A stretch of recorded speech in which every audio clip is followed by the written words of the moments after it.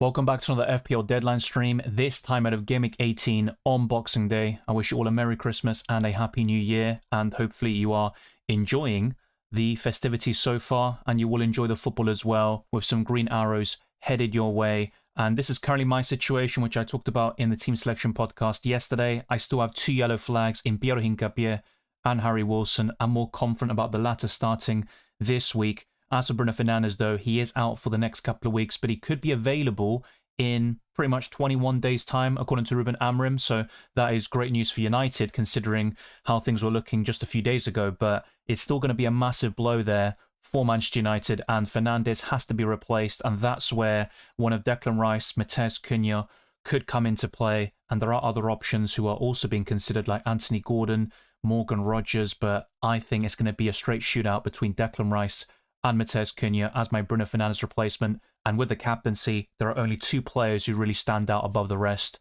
Erling Haaland and Hugo Ekitike, who is currently my bus captain, and that is the way I'm planning to go about Game Week 18 when it comes to the armband. I'll answer all your questions, provide team news, injury updates, and go through the clean sheet odds, top 10 captains, you name it, so you're well prepared for this deadline and beyond. And if we hit the super chat goal, I'll be going live for even longer, covering even more questions, not just about FPL, but also UCL fantasy and whatever you want to talk about. So thanks for all the support throughout the year. A big up to the channel members, patrons, super chatters, and those that have gifted memberships. This then goes to all subscribers and viewers for growing the channel even further. And 38,000 subscribers is the next big objective. So let's make big strides towards that and get this stream to over 150 likes by the very end. So I'm going to start off with the first question, the one that I see anyway.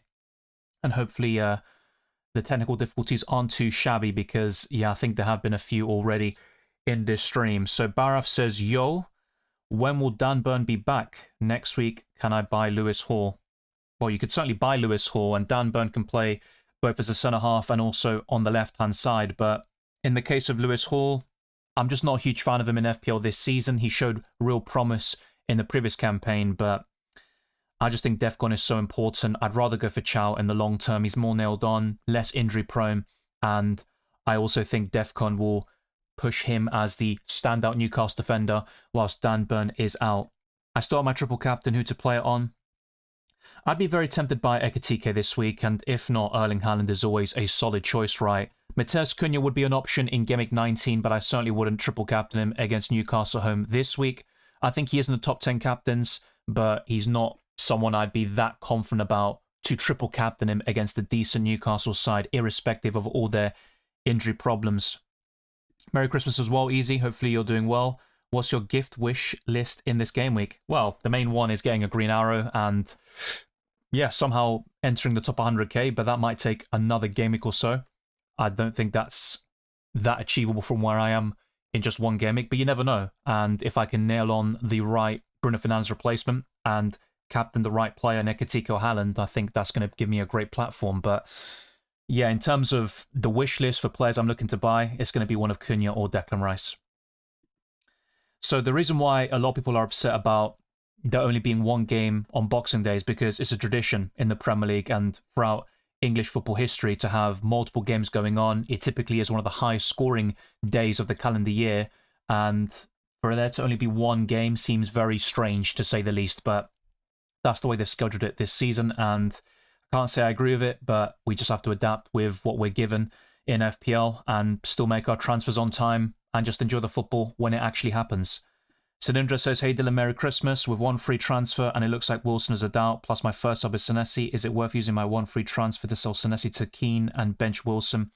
I don't think it is, to be honest. I think you just keep what you've got. There is decent enough depth there, and Senesi can secure Defcon even against Brentford away. And I'm looking at Keane against Burnley. The clean sheet is more likely on paper, but I'm not that convinced, to be quite honest with you. Merry Christmas to you as well. So you put another situation here. I'd probably just still say the same thing. Hold on to what you have. In the future, you can reassess, make a few transfers here and there. I think Keane is a good option long term, but I just don't think it's worth it because you're primarily doing that transfer because you think Wilson might miss out, and that's possible, right? But I personally think he will start against West Ham away, and you've got enough squad depth there to cover for it, so you don't need to make a transfer. Bench boost week, -8 hit. Let me know which transfers you made, Banjo, but all the best there. Hi Dylan, Wirtz or Cunha? I already have Ekitike. I have a feeling Cunha is going to flop this game week. I prefer Cunha, to be fair. For this week, I can understand why Wirtz might be your preference, but I think even for the next 4 or 5 game weeks, I would rather go for Cunha. I think with both of those players, they are maybe benefiting in a way from all the injuries and unavailable players that these teams have, but conversely, they're going to get less supply. So I think Wirtz has the better fixture against Wolves at home. There's no doubt about that. But with Cunha, he's got Wolves at home in Game Week 19 as well, and I think you'll score more goals than Florian Wirtz, and you'll get the bulk of the big chances for Man United, whilst for Liverpool, that'll be Hugo Ekitike. But Wirtz has been in good form, to be fair, just like Cunha. Very similar returns this season and similar patterns because they both started very poorly in this campaign, but I would lean towards Cunha still. Hi Dylan, Hincapié, Mukiele, Rogers, Gay, Minter, bench 2. I would bench Minter and possibly Hincapié this week, actually. Not really. In terms of Hincapié, we just know he has a short-term issue, but I covered this in my recent videos. I wouldn't be that optimistic about him starting against Brighton. I think you'll be Calafiori at centre-half alongside Saliba, and then Lewis Skelly as the left-back. So I think Hincapié will miss out personally, but we don't have any definitive information on that. Lacroix, Klein, Van Dijk, O'Reilly, Hincapié must take a -4 if Hincapié doesn't play, since Bruno is a must-sell. Don't really think so, mate. Because you've got enough defensive depth to cover. You don't need to sell Hincapié because he's missing out. Because you could just start Lacroix, Van Dijk, and O'Reilly, and then you've got Klein as your first sub. It's really not a big deal in my opinion. And I think Crystal Palace could keep a clean sheet against Tottenham. Let's go. Thank you, FPL Kevy. Good to see you. Had a benching headache, but a spanner wheel, and I'm benching Semenyo over Gordon, Chalobah, or Ruben Dias. Not the worst. Good luck this game, as always. Likewise to you. I personally wouldn't bench Semenyo, but before the last two game weeks, I think a lot of people were just inclined to sell him, and they weren't as optimistic about his chances as they would have been at the beginning of the season. No worries, Baraf. Good to see you. And afternoon to KevMac. Captain Haaland or Ekitike. My current preference is Ekitike, and you're going to see the top 10 captains again because they were showed in my team selection podcast yesterday. And Duke says Ekitike all the way for captain. He's probably going to be the flavour of the week, and it's not going to be anything groundbreaking or earth-shattering, but that is what I'm currently going for. Facing the worst team in the league, fantastic form, 5 goals over the last 3 game weeks, and I also think with Haaland, it could be a low-scoring game against Forest, but you'd still back City to win that game. Josh 10 says, hi Dylan, I'm on wildcard and have Sanchez, Richards, Timber, Alderete, McAllister to Gordon now, Wilson, Caicedo now, Cunha, Rice, Haaland, Bowen, Ekitike, Kelleher, Bruno G, Keane and Chow. No verts. Well, you've already replaced these injury doubts, or in the case of Wilson, and then you've upgraded McAllister to Gordon. Now, I think that could backfire this week, actually. I think any Liverpool midfielder looks appealing against Wolves, but long-term, I think Gordon is the superior option, so I get that. Wilson to Caicedo, I'm not entirely sure about, to be honest, and I think Wilson will start, but that's just my perspective. And look, you're on a wild card, so it makes sense to get rid of these yellow flag players, so I don't really blame you for that. And long-term, Gordon in for McAllister is the right call. But you have a lot of squad depth, and I always say during this period, it's good to have at least 1 or 2 good options on the bench if you can, but you have a stacked squad, and you will have benching headaches most weeks, in my opinion. But it looks good. It's a solid wildcard platform, and the fact you've held on even longer has really helped you to sell Bruno Fernandes and also replace injury doubts like Harry Wilson. So it's looking decent. I could downgrade Chow and upgrade McAllister to Verts this week, then bring Chow back in next week too. Is there anything really bad on this wildcard? Not necessarily, but you've only got 1 Arsenal player. Actually, you've got 2 Arsenal players in there. I think that's fine. I saw some people kind of complain about me not talking about a triple up or a double Arsenal defence, and I don't think that's absolutely necessary. I think 1 or 2 is still fine. You've got the best front line possible, so you're not going to find me complaining about that. But because you've got such an expensive forward line, you're also going to have to make sacrifices elsewhere. But I wouldn't say you've got anything that stands out as horrible, but I don't really see the need of Kelleher. I think just having Dubravka and saving a bit of money there is going to help. And in terms of what you're saying here to go to Verts over McAllister, I do prefer that. But you're going to basically buy Chow next week, but then how would you make that possible? Because I'm assuming you need to downgrade somebody else to then buy back Chow. And if I'm really looking at it, I'd rather go for the Newcastle defender over Keane in the long term and over most of your defenders except Timber. So I wouldn't sell Chow to get Verts, but maybe another defender, including Keane or possibly Richards, is the way to go, because I think Newcastle are worth covering defensively in the long term.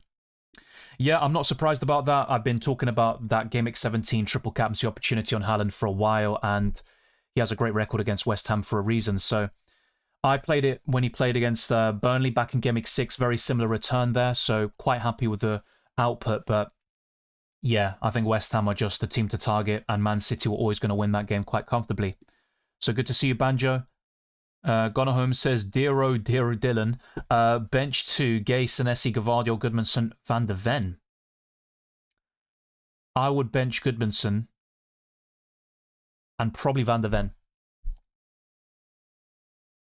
Is it worth risking Wilson and starting him, or just bench him and start Mint instead? I would start Wilson personally because I think he's going to get the nod and be in the starting 11, but people might have a different opinion. Merry Christmas to you as well. Payman Armin, 1 free transfer left. Play free of Vandenberg, Senesi, Michele, Anderson from Fulham and Wilson, or make a transfer. I would play Senesi, Mukiele, and Wilson. Start Richards in case he is fit and put Chow first sub, or just bench Richards and start Chow. I'd start Richards. I think Palace have a better chance of a clean sheet than Newcastle. Good to see you, Bruh, I'll say. Bruh, I don't know who. I went early with my transfer to get Ekitike, Bruno, Reinildo, Guiu on the bench, Hincapié in the team, -4 to get Cunha or Gordon, or leave as is. Well, yeah, if you got Bruno Guimaraes on the bench, I think that's fine. You don't need to take a hit. I like Cunha and Gordon long term, but, well, I'd say definitely short to medium term. But taking a hit for them this week, probably not for me. I'm glad to hear that, Ahmad, and always good to see you. When you think FPL, it must be Dylan and his last-second transfers and late lock-ins. I'll try not to do that today, but we'll see. Actions speak louder than words. Hi, should I play a back 5, says Said, Timber, Virgil, O'Reilly, Gay, and Anderson, or play 4 with Raul Jimenez? I'd probably play 4, and I'd favour Jimenez over Joachim Anderson, but it's a good question, and you definitely have a case of starting a back 5 this week, but I'd personally go for the attacker. I think both West Ham and Fulham will score. Start Gravenberch or Wilson. Gravenberch is a good option this week on paper, but I'd still go for Wilson. It is a little bit risky, but I think he's going to start. Polite questions, not demands, make a happy viewing. Yeah, that's a good way of summing up, but yeah, you can't control how other people act sometimes. Ahmad says, was forced into a -8 this game week, but still feeling optimistic. Hopefully Ekitike hauls more than Haaland. That's the hope for those that captain Ekitike, and that's where I'll likely end up myself. I've talked about it all week, and even in the build-up to Game Week 18 in previous match days, I've been talking about this is a great opportunity to go against Erling Haaland for the captaincy, and I think Ekitike is the standout. Thoughts on Lewis Potter on free hit? Well, he scored that brace against Wolves and played in a more advanced position, which I predicted as well going into that deadline because of the absence of Danga or Ouattara, and I think for Brentford defenders, you normally would favour the DEFCON machines like Collins and Vandenberg, but I think Lewis Potter, based on the position he plays in, definitely warrants an inclusion or consideration on the free hit. But I'll be honest, against Bournemouth, I think Brentford will concede, and I don't think Lewis Potter will haul, but that's just my opinion. If ranked at 1 million or below, captain Ekitike or Haaland. I always say this, I know it's difficult to not be influenced by your rank, and because you're trying to chase, you would be more tempted to go for something a bit different, which in this case could be Ekitike. But amongst engaged managers in the community, on Twitter and YouTube, arguably, I think Ekitike will be the flavour of the week anyway, but the effective ownership for him won't be as high as Erling Haaland in the grand scheme of things. I'd still play it the way you always do, and don't be too boggled down in terms of your rank, because ultimately you want to captain the player you think is going to score the most points. I get why you're asking this question, and there's always that sort of debate about protecting rank or chasing, and that's where this decision can change a little bit and the dynamics of that decision-making process. But I would personally go for Ekitike because I think he's going to score the most points, but Haaland is still viable and he's the most consistent player in the game by some distance. There's no denying that. And I think we've even seen recent examples, right, of players up against Wolves at home and they've been a bit underwhelming. So yeah, I think it's a very close one, but I would favour Ekitike this week. So yeah, for a hit, I definitely wouldn't go for Lewis Potter. Absolutely not. Riz says, who to prioritise, Rice or Gordon? I prefer Rice long term, so I'd stick with that. Aaron Chen 91 says, thoughts on doing Senesi and Tavernier to Mukiele and Cunha? Looks quite solid. I'd probably go for it. As much as I like Senesi and Tavernier is a decent budget midfielder, I think it's worth making those upgrades. Andrew Barton says going to start Hincapié and Wilson, got adequate bench cover, and captain Ekitike. I'm in a similar boat to you, but I haven't sold Bruno Fernandes yet, so it's not an ideal situation, but I think the way you're approaching it is quite sound. And for those that have decent squad depth, you don't need to take hits and make multiple changes to essentially improve your team for 1 week, because some of the players you're selling could be back in Gameweek 19 or 20, and you've also got that squad depth for a reason, right? To cover when needed, and that allows you to save transfers if possible and not make rash decisions. Salah scores in AFCON, says Banjo. Yeah, I'll be honest, I haven't really been following the African Cup of Nations. I saw a bit of the Cameroon-Gabon game on Christmas Eve. That's about it, really. Good to see you, Beardy. Prioritize Gordon or Rice covered. So, yeah, if I have answered your question, I'm just going to go to new ones. So, hopefully you understand that. And if after a few minutes, maybe you missed the question or the answer, then we can go back to it. But try to be patient, as I'm going to answer as many questions as possible. Start Chow. Who's the alternative here? Start Chow or Dylan? I'm going to say myself, but you're not going to get any FPL points for that. Triple captain this week. I'd go for Ekitike, and Haaland's always a safe bet, but I'll be honest, if you still had the triple captaincy at this point, yeah, Bruno Fernandes would have been the perfect one in Gameweek 19 on paper against Wolves, but things are a bit different now. You could go for Cunha instead, but I'd probably keep it simple still and go for Erling Haaland in one of the next 2 game weeks. I would favour Haaland now, though, over Sunderland away. Play Gay or Gusto? Interesting one. I would play Gay. If you don't captain Ekitike this week, when are you? All afraid of going against Haaland? Oh yeah, to be fair, I actually, I don't know why I had this still. Okay, so in my team selection, I did talk about this. Thank you for actually bringing it to my attention. Yeah, Ekitike is my captain, or he was the planned captain. Look, Erling Haaland is still a great option. It would not surprise me if Haaland scored a brace or hat-trick and Ekitike blanked. This can happen because Haaland's way more reliable, but yeah, I've said this all week. I'm not going to try pull the rug under you. That is my plan. I've said it in my team selection and in all my videos. I think Ekitike is the standout captain, but Haaland is still a very close second. And I think after those two, there's a big gap with the rest of the pack. You're going to see my top 10 captains as well. And I'll also be highlighting Bruno Fernandes replacements in the next couple of minutes. And that also involves an analysis of the FDR, the fixture difficulty rating, predicted points, and much more. Thank you, Nahal, for the super chat. Rate my team, free hit draft, Raya, Tarkovsky, Keane, Frimpong, Virgil, Cherky, Foden, Gordon, Saka, Haaland, captain, Ekitike. Looks solid. I think my main issues with the free hit team is Gordon, and maybe he'll haul against United, and I could be wrong about that, but I don't have the same confidence that you would. To be honest, I'd be more keen on Florian Wirtz this week and Matheus Cunha. The other issue I've got is the double up in the Everton defence. Whilst I get it, and you might be very bullish on an Everton clean sheet, I'm not really feeling the same way. I think Burnley will score, actually. So I think one defender's probably enough. And you've got the likes of O'Reilly. I think City can keep a clean sheet against Nottingham Forest. And I will show you my free hit draft, actually, in a couple of minutes as well. And you can compare your team with that one. And look, if you're still bullish on those players like Tarkovsky and Gordon, then fair enough. You can still go for them, of course. Always back your gut. But if you're asking me, I would have some reservations about those 2 picks in particular. So, as I've covered in the last couple of videos, you want to ensure you use all your chips before the Gameweek 19 deadline. So, you've got this week, essentially, the next couple of days until the chips reset, and then we enter the second half of the season. So, after this deadline passes, you've got one more opportunity before the Gameweek 19 deadline locks in. And after that, you can't use your chips from the first half of the season. I think Mateta's more of a sell than a keep, which I talked about in my transfer tips. Sam says Bruno Fernandes to Rice, Thiago to Ekitike -4 worth it. I like Thiago, but I would go for it, yes.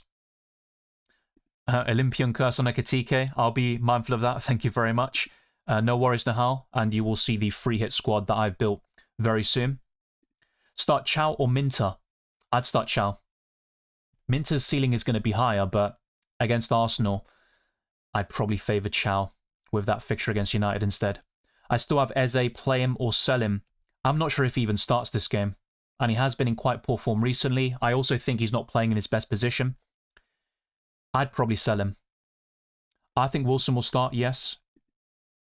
In terms of Aston Villa assets, Rodgers is a standout, and after that, you're looking at Matty Cash.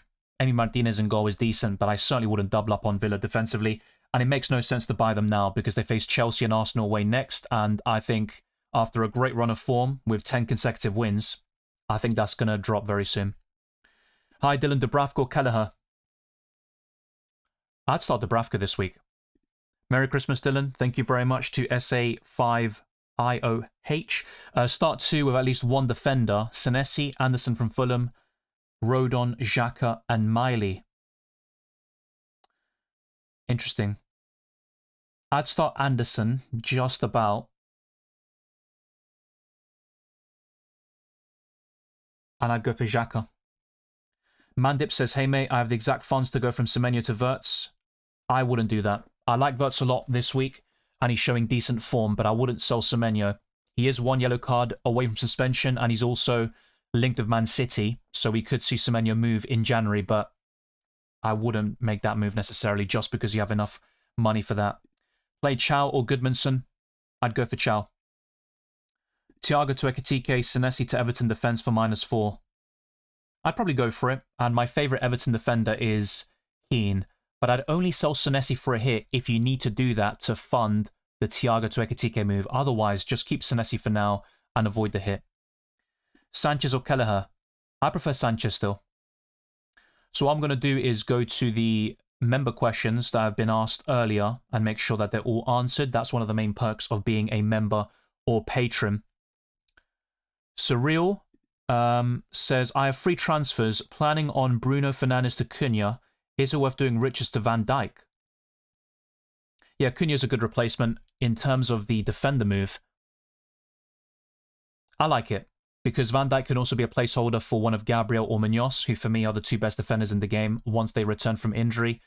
There's also Jurrien Timber, who you may have already in your team, but I think Arsenal are worth covering defensively. But I think it is worth doing Richards to Van Dijk, yes.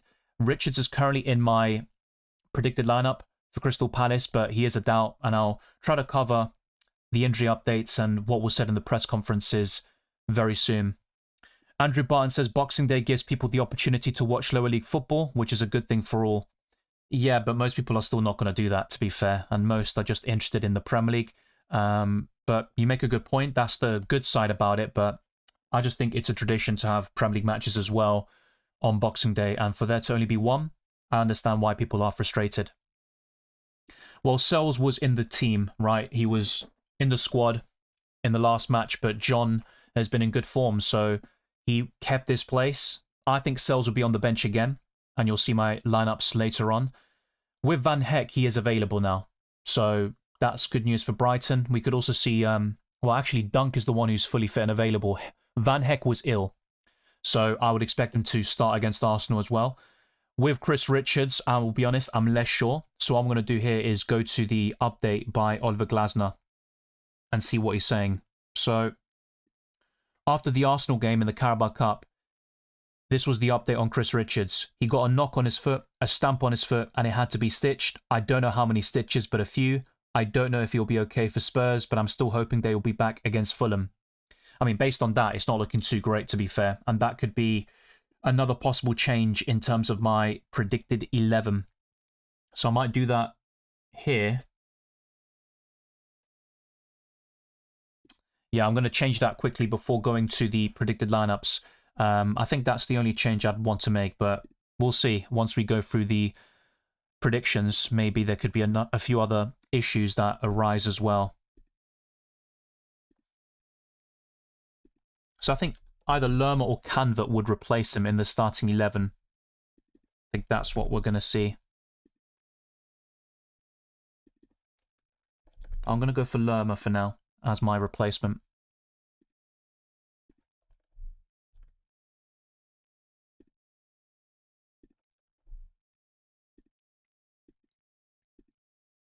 Okay, so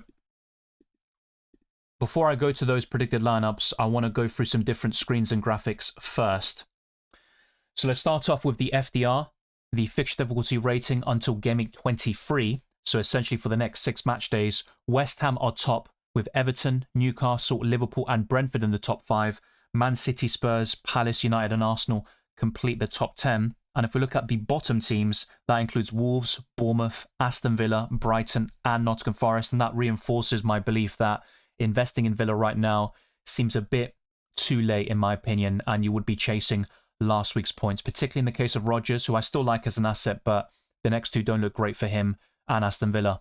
With predicted points for Gameweek 18 specifically, Haaland is top once more, and Bukayo Saka is joint second with Ekitike. Matheus Cunha is fourth, with Rice, Kanate, Palmer, Foden, Van Dijk and Ballard completing the top 10. I'm going to refresh this and see what else could change, because we might see a lot of transfer activity today, and that will cause a lot of price changes. That includes Anthony Gordon, Gravenberch, Stack, Lewis Miley, Voltemada, Mukiele, James, O'Reilly, and Lewis Potter. In terms of price falls, not all of them will happen, but the most likely include Igor Thiago, Harvey Barnes, Daniel Munoz, Mamardashvili, Pedro Porro, Vicario, Aja, March, Mosquera, and we've got a few other options in here, but I don't think all of them will go down in price. That includes Minter, Pirro, Norgard, Coleman, Simas, I think it is. No, that's a different player. Colwill, Kulusevski, but once again, I don't think all of these will actually change. I put a poll out on my channel about my Bruno Fernandes replacement, and the reason why Foden doesn't feature, for example, is because I've had him for the past month anyway. So one of Cunha or Rice is the most likely to replace Bruno Fernandes for me.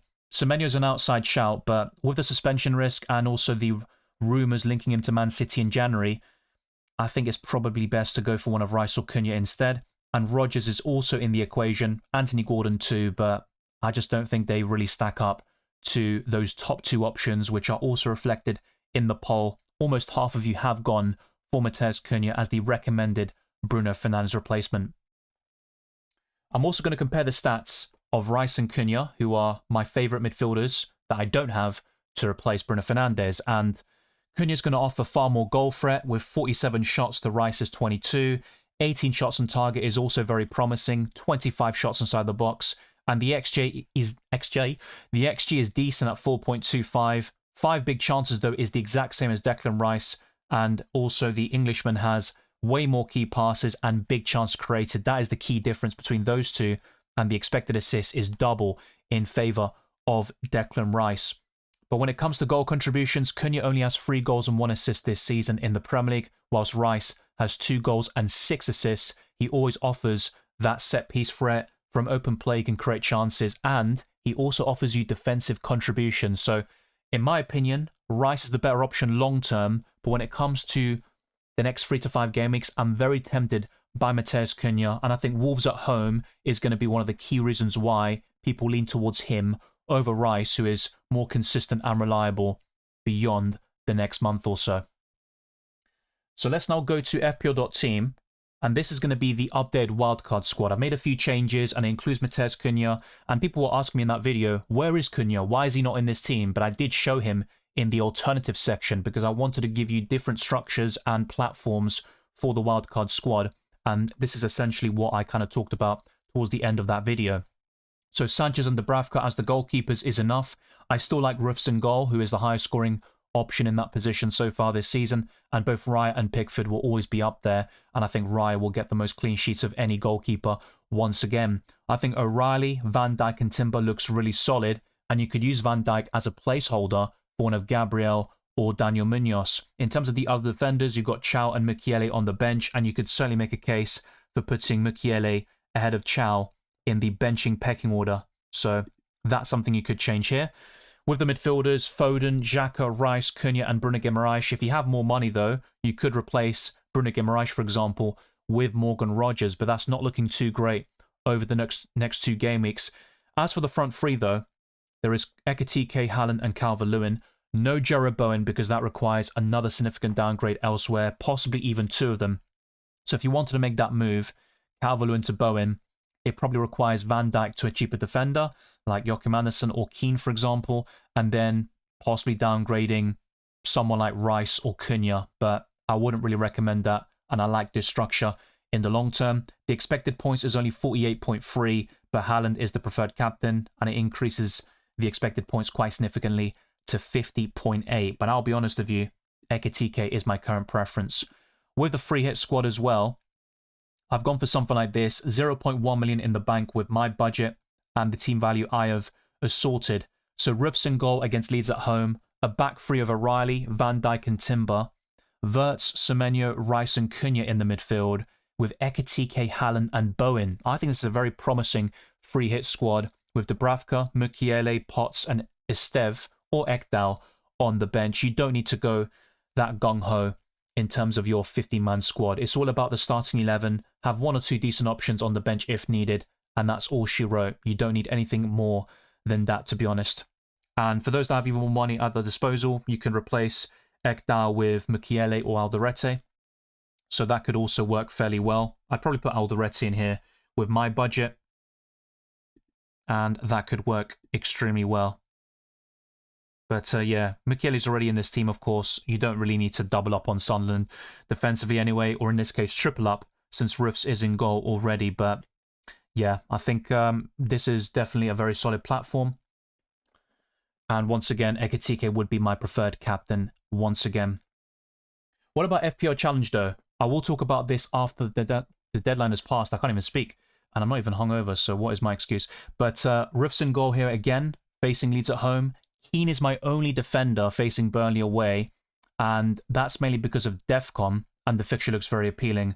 In terms of the midfielders, I've gone for Palmer and Saka, and this week the challenge is called Gift Wrapped, so you get +6 points for every big chance created. The two forwards are Ekitike and Erling Haaland, but there's certainly a debate to change my defender from Keane to somebody else, and also to go for free midfielders and really hone in on the big chances created, and that's where Bruno Fernandes would have been perfect, but of course he is unavailable for the next couple of weeks. I'm going to show you very briefly my team selection graphics as well, and after that I'll be going to the top 10 captains, the clean sheet odds, and also my highlighted player this week. A big up here to, I think, Paredes, who has gifted 50 memberships. That is absolutely insane. A big up to you and all the work you've done for the community. That is going to be a long, long list to go through, and I will be doing that after going through these graphics. So big up to Paredes, and if you are a member, then I will be going through your questions and comments before anybody else. So that's going to be one of the main appeals. The same goes for getting early access to my videos for both FPL and UCL Fantasy. But what you see here are all the transfer plans kind of laid out for you. So Cunha, Semenyo, Rice, Rodgers, all considered as my Bruno Fernandes replacement. And let's say, for example, with my 2 free transfers, I did something like Fernandes to Rice. That would allow me to do Wilson to Rodgers as well. But I don't see myself doing both transfers necessarily. It's not a bad idea. And I do like Bruno Guimaraes as well, who I did have only a couple of weeks ago. But yeah, things are looking quite promising in that regard. So with my provisional team selection and the most likely transfer, that is going to be Matheus Cunha. My starting 11 would look like this: a 3-4-3 formation and 2 yellow flag players in that starting 11. And then going into Gameweek 19, I would have 2 free transfers for the first half of, well, the second half of the season, I should say, as it would just begin by that stage. You can also see the updated expected points according to Fantasy Football Hub. That has all been covered in my team selection, but let's now go to the scoreline predictions first and foremost, and this will give you an insight into why I have done things in a certain way with the captaincy, the benching order, and all of that good stuff. So Man United 1, Newcastle 1, Nottingham Forest 0, Man City 2, Arsenal 1, Brighton 0, Brentford 2, Bournemouth 2, Burnley 1, Everton 2, Liverpool 3, Wolves 0, West Ham 2, Fulham 1, Chelsea 1, Aston Villa 1, Sunderland 2, Leeds 0, and Crystal Palace 1, Tottenham Hotspur 0. So next up will be the team weakness and the heat map, and I think this season Wolves are by far the worst team in the division, and hopefully I haven't jinxed this because I'm very bullish on this player this week. I think Ekitike is the best Liverpool asset for the next couple of weeks, and he's also going to be a standout captaincy choice for Gameweek 18 in particular. When it comes to the clean sheet odds, these are taken by the website fantasyfootballpundit.com, and Liverpool have a 51% probability against the worst team in the league. Arsenal, Everton, Man City, Chelsea and Crystal Palace complete the top 6, and Wolves are inevitably bottom with a 10% chance at Anfield. So when it comes to the top 10 captains, I'm going to start off from the bottom here. And Jean-Philippe Mateta is in that 10th spot, facing Tottenham at home. Cole Palmer is 9th, with Thiago, Cunha and Foden just missing out on the top 5, which includes Antoine Semenyo, Jarrod Bowen, Bukayo Saka, and Erling Haaland is 2nd. That is a collector's item. He won't be 2nd too often when it comes to my Kamsi list. But Ekitike is just about 1st. I think those two are in their own league this week, although Saka is a promising option against Brighton at home as well. So before I go to the 50 members, the new members, of course, that we need to welcome to the channel, let's go through the predicted lineups. And this is where things get very interesting. So for Arsenal, I don't think Hincapié will start. And that's why I've gone for Calafiori alongside Saliba and Lewis Skelly playing as the left back. Durin Timber on the right as usual. David Raya between the sticks. Zubimendi, Odegaard and Rice with Saka, Trossard and Gyökeres up front. I think Eze could be benched once again. With Aston Villa, it should be no changes. With Emi Martinez in goal, Cash, Konsa, Lindelof, Maatsen, Kamara, Onana, McGinn, Tielemans, Rodgers and Ollie Watkins. Next up is Bournemouth with Petrovic, Jimenez, Diakite, Senesi and Troffert, Scott, Tavernier, Brooks, Kluivert, Semenyo and Evanilson. The following team is Brentford with Kelleher, Coyote, Collins, Vandenberg, Rico Henry, Jensen, Yarmoliuk, Schade, Damsgaard, Lewis Potter and Igor Thiago, who has blanked in 4 consecutive games. With Brighton, I've got Van Heck in the starting 11 as a yellow flag player, Verbruggen in goal, Vifa, Dunk and Kadioglu, and I do expect the centre-backs to essentially change from the last match, which included Coppola and Boscagli. The midfielders should be Ayari, Hinshelwood and Gruda, with De Kuyper and Minter on the wings, although don't rule out the chance of Gomez starting on the left-hand side, and Jorginho Rota up front. Moving on to Burnley, a 4-2-3-1 as well for them. Dubravka in goal, Walker, Ekdal, and Estev, who is currently doubtful. Hartman on the left, but Pires has been starting a lot of games recently, so that could be a possible change. Cullen, Florentino Luis and Ogochukwu, Bryn Larson and Anthony on the wings, and Broja up front. We're on to Chelsea here, with Sanchez in goal, James, Fofana, Chalobah and Cucurella, Enzo Fernandes and Caicedo, Pedro Neto, Palmer, Garnacho, and João Pedro against Aston Villa at home.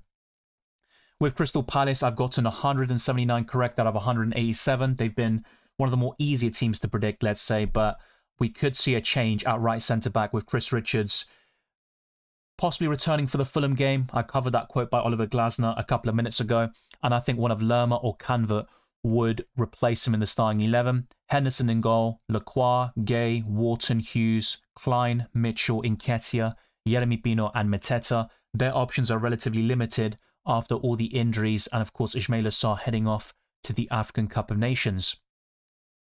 With Everton, I've also done very well with their predictions as well.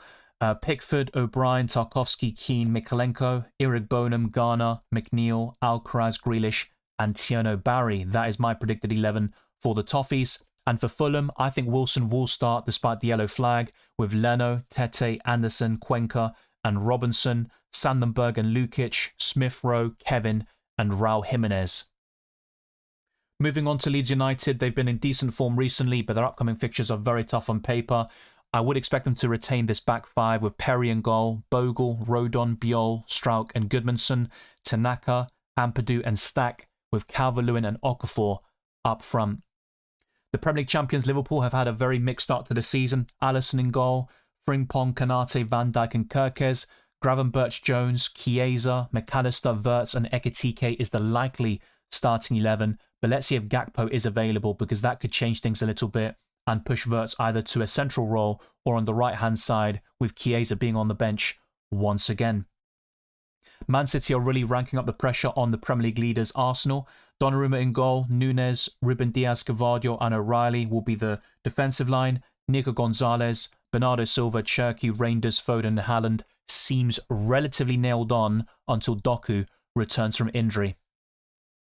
On the other side of Manchester is United, with Lamens, Yoro, Heaven, Shaw, Casemiro, Ugarte, Dallo and Dorgu, Cunha, Mount and Benjamin Sesko. Fernandes is injured. The same goes for De Ligt and Maguire at this moment in time, and they've also got multiple absentees because of the African Cup of Nations in Mazraoui, Amad Diallo, and Mbeumo.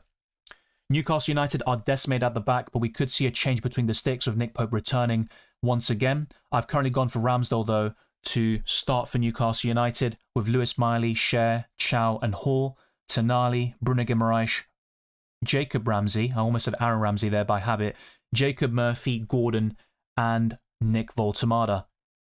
We're approaching the last couple of teams here, and Nottingham Forest are next. I think John will start again, and Sells was in the lineup in the previous game, but John has done very well for them over the last 2 matches. Savona, Milenkovic, Murillo, and Williams will be the defensive line, with Anderson and Douglas Luiz, Hutchinson, Gibbs-White, Hudson-Odoi, and Igor Jesus. Sunderland are also going to play a back 5 like Leeds United, and I think Roofs will be in goal. Mukiele, Gertrauda, Ballard, Alderete, and Hume, Adingra, Xhaka, Rigg, Lefay, and Brobby to face Leeds at home. Moving on to Tottenham Hotspur, also a 4-2-3-1. Many of the teams are playing this formation nowadays. Vicario, Borro, Danso, Van de Ven, and Spence. There are 2 suspensions here for Tottenham Hotspur in Romero, who was sent off against Liverpool. The same goes for Xavi Simons, so I think Bergvall will come into the starting 11 with Paulinho and Bentancur just behind him. Kudus, Colomwani, and Richarlison is also likely. With West Ham, there's a major doubt there with Scarles, so we could see a change and one of Igor Julio or possibly Mavropanos start, and that could change things a little bit. Maybe they'll go to a back 3 once again. Areola, Walker-Peters, Kilman, Todibo, Magassa, Potts, Fernandes, Paqueta, Bowen, and Somerville should start. And the final team is the one I've done the worst in, Wolves, who have been shambolic this season. Jose Sarr should start again, and that was a big change, of course, for Gameweek 17. Mosquera, Santiago Bueno, and Krejci should be the back 3, with Doherty and Wolf as the wing-backs, Joao Gomez and Andre in the midfield. Fer Lopez, Hwang Hee-chan, and Strand Larsen would complete the starting 11. So that pretty much wraps this up. I do apologize, by the way, if there are any technical difficulties. Yeah, I'm not sure if it's YouTube or if the internet, it's probably going to be the internet, is acting up a little bit, but hopefully it doesn't detract from the viewing experience. Be sure to drop a like with all of the content, all the information I've provided over the last couple of days, and in this stream, of course, I've condensed it all into one video, essentially, so you're well prepared for Gameweek 18 and beyond. So I'm going to go back to your questions very soon, and also start finalizing my transfer within the next hour or so. I don't want to leave it until late on. The deadline is at 6:30 p.m. in the UK. So bear that in mind. Make sure to lock in your transfers as early as possible. But of course, we can be rewarded sometimes with information. It looks like Nick Pope could be in goal, by the way, for Newcastle United. So that's one change I would make to the predicted 11. Not Aaron Ramsdale, but Nick Pope instead. So I might go back to that towards the end when I go through these lineups one last time.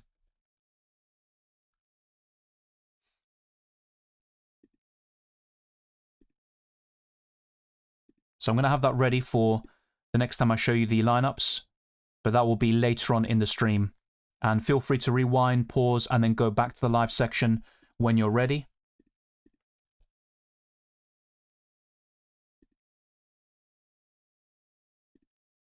So that is just a bit of news there, worth bearing in mind for people. And Nick Pope is yellow flagged, but yeah, I think he's going to be back in this team.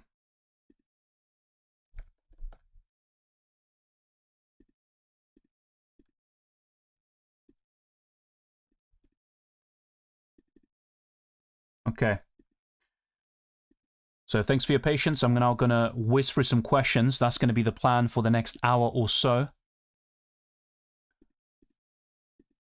And I will put a poll out for the captaincy and see how many of you are captaining Ekitike or someone different than the usual Erling Haaland.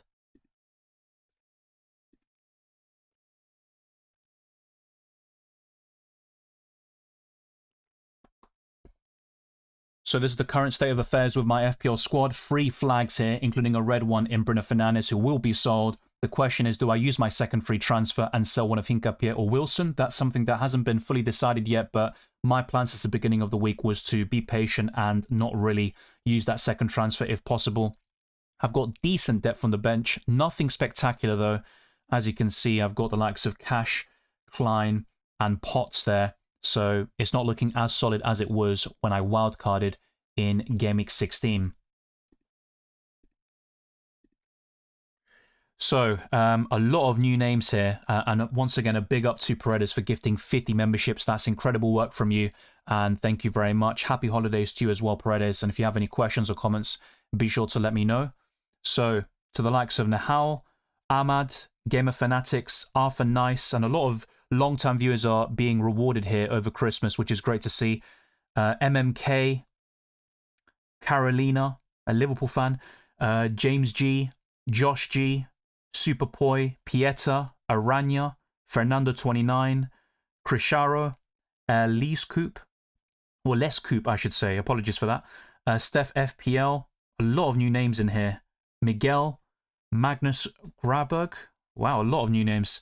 Bennett, Monkey Trousers, what a name. The McManamus Gaming, Relaxi Gamer, to Matt Bell, Adarem, Thomas Dorku. We could be here all night reading out these names. It's crazy. What No Graphics, Martins. Also to Kumar, Radu Dani. Wow. The list goes on, as they say. Pawan Sira, Ravenko, Javier, FPL Underdog, Tyrone Butler, Martin, Christopher, Toma, Super Red. Also to Jess, to Sagapunk, reminds me of Cyberpunk, SA5IOH, to Nofo79. Wow, Lee Chalcraft, great name. Dioxon, Jonas Yilda, AK94, to Sampa79, to Alcazedge, also to Gmil Mati, Dino Sanchez, Zaki Chowdhury. Wow, that is a lot of names here. I think that's it. But yeah, big up there once again to Paredes and to all the new members. And in the description, you can see a full list of the perks you get when you sign up as a patron or member too. Yeah, exactly. So thank you for the membership. Yeah, the one to thank there is Paredes for sure. Yeah, he is definitely the one who has done a lot of work for the channel. The same goes for Napstars, Ahmad, and Ahmed. So it's good to see some of them rewarded with memberships as well. 1 in 4 in the chat is now members. Yeah, that's crazy. And that's because Paredes did an absolute madness. I don't think Ekitike is a must, but he is one of my favourite options for the next couple of weeks, and his appeal was only increased with the injury to Alexander Isak. So, yeah, I'm more appealed by him. You could also argue that Liverpool are down to the bare bones in the attack. Gakpo is still doubtful. Salah's off to the African Cup of Nations. Isak is injured, but I think Ekitike will get the bulk of the big chances, and we now don't have that sort of big conundrum or question mark over him, which was the minutes and rotation. Yeah, Wirtz is a good option for the next couple of weeks, but he's more short-term than anything else. I don't think he's a great long-term choice. And yeah, you've already got Rice, so that makes sense. I'd still favour Cunha over Wirtz personally, but I do like Wirtz for this week for sure. Start Anderson, Chalobah, or Xhaka? Good question. I would favour Xhaka here. Hey Dylan, would you start Henderson or Dubravka? I'd start Henderson and possibly Anderson, but I do like Chal. It's just I believe United will score. Yeah, exactly that, Benedict.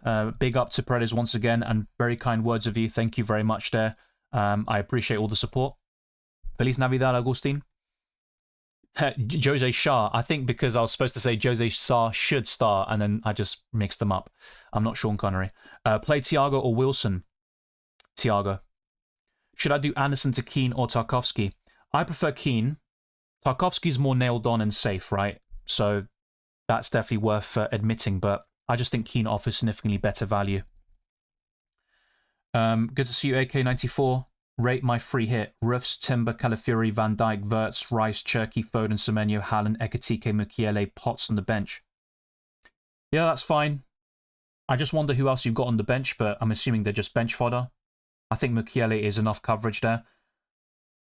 I like the look of it. If we compare it again to my free hit squad, there are some similarities in there. So we both have gone for Rufs. And yeah, Timber. You've gone for Calafiori as well, which is interesting. Yeah, Van Dijk is definitely solid on paper this week. Yeah, we've got a similar structure. You've gone for Cherki, who I was considering actually as a Foden replacement for the free hit. And that gives you more money to spend elsewhere. But I like the look of what you've got. But this is what I'd go for on the free hit. So a few changes there. Let me know what you think there, AK94. But I don't have many complaints about your squad in particular. I just think this week I'd be less keen on the double Arsenal defence. I have predicted a 1-0, but I'm not entirely sure about that. And Brighton have been a bogey team in certain seasons. That includes the last campaign where they got 2 draws against the Gunners. I may need to use my bench boost this week. Feel doomed. We'll look to go Wirtz instead of Ekitike. Got problems with goalkeeper though. Will Ramsdale start? Well, look, just to be very transparent, on Twitter, just now when I was having the Newcastle page ready for the lineup later on, I saw a tweet by NUFC Will, who sometimes gets things right for Newcastle, and he put a GIF suggesting that Pope is going to start. So, yeah, before I saw that, I'll be honest, I thought Ramsdale would start again, but yeah, I think Pope is going to get the nod here. Thoughts on Kelleher? Not a massive fan, to be honest with you. He can save penalties, which is his biggest strength, but I don't trust Brentford defensively, and I'd rather go for Verbruggen. And to be honest, you've got Rufs and Sanchez, who only cost 0.4, 0.5 million more than Kelleher. I'd rather go for those 2 goalkeepers long term and just save that transfer for as long as possible. So that would be my advice. And that's why I didn't like Ramsdale in the first place, to be honest. But I am surprised that Pope is back already, it seems anyway. There is a chance the information is incorrect, at least for Gameweek 18, but I think Ramsdale will be on the bench. So it's worth making that transfer. In terms of your other sort of discussion point, yeah, it's not ideal to go for Wirtz over Ekitike, but the German has shown decent form as well, and he could be a nice differential for Gameweek 18. I do like him in the midfield, and if I had a wild card still in my back pocket, the first one anyway, then I'd be quite keen on going for Wirtz and then selling him on the wild card. Hi Dylan, hope you're well. I've made my transfer, and that's Bruno Fernandes to Cunha. That's the most likely transfer for me as well, but because of my multiple issues with the squad, it might be best for me to go for something longer term, and that's why I'm not ruling out Declan Rice, who I still think is the best midfielder to replace Bruno Fernandes, except for Foden possibly at this moment in time, but I think Rice is so consistent and offers exceptional value. Yeah, no worries, Relax Eye Gamer. The one to thank there is going to be Paredes as usual. Nofo says, hi Dylan, could you help me with my starting 11? Raya, Senesi, Collins, Timber, Gay, Van Dijk, Bruno Fernandes, Foden, Semenyo, Haaland, Ekitike, with Bruno Guimaraes, Anderson, Guiu on the bench. I already took a -4 for Ekitike. I think a lot of people have done something similar to that. Looks quite solid. I agree with your starting 11. I think the only thing I'd consider actually is starting Bruno Guimaraes over Collins. There's even a case to bench Senesi, but I'd definitely go for Timber and Gay in that 11. But I think I'd start Bruno Guimaraes over one of Collins or Senesi. Both of them can get DEFCON, but I don't expect a clean sheet for Bournemouth or Brentford in that matchup. So that's what I'd probably do. Since you've also got Semenyo in your team as well, I'd be more inclined to bench Collins and kind of go all in on Bournemouth there. But they have been poor. They're winless in 8 matches, so the Cherries have been quite inconsistent recently. But I think they could get a win here in the match against Brentford. I have gone for a 2-2 draw, but eventually their winless streak will come to an end, and this is a decent opportunity for them. But the rest looks really solid, but I would consider starting Bruno Guimaraes. Now that I've done my wildcard, no, they won't reset. I wildcarded a few weeks ago, and I had 5 free transfers the week after wildcarding, so your transfers do not reset. Hi Dylan, thoughts on Minter to Gravenberch? I think Liverpool are worth covering in the midfield, but I think Wirtz is probably the best right now until Szoboszlai is back from suspension in Gameweek 19. So, yeah, Gravenberch is decent. I'm just not a massive fan. And he's a bit of an awkward player because you might bench him sometimes in a difficult fixture, so to speak, and he ends up hauling.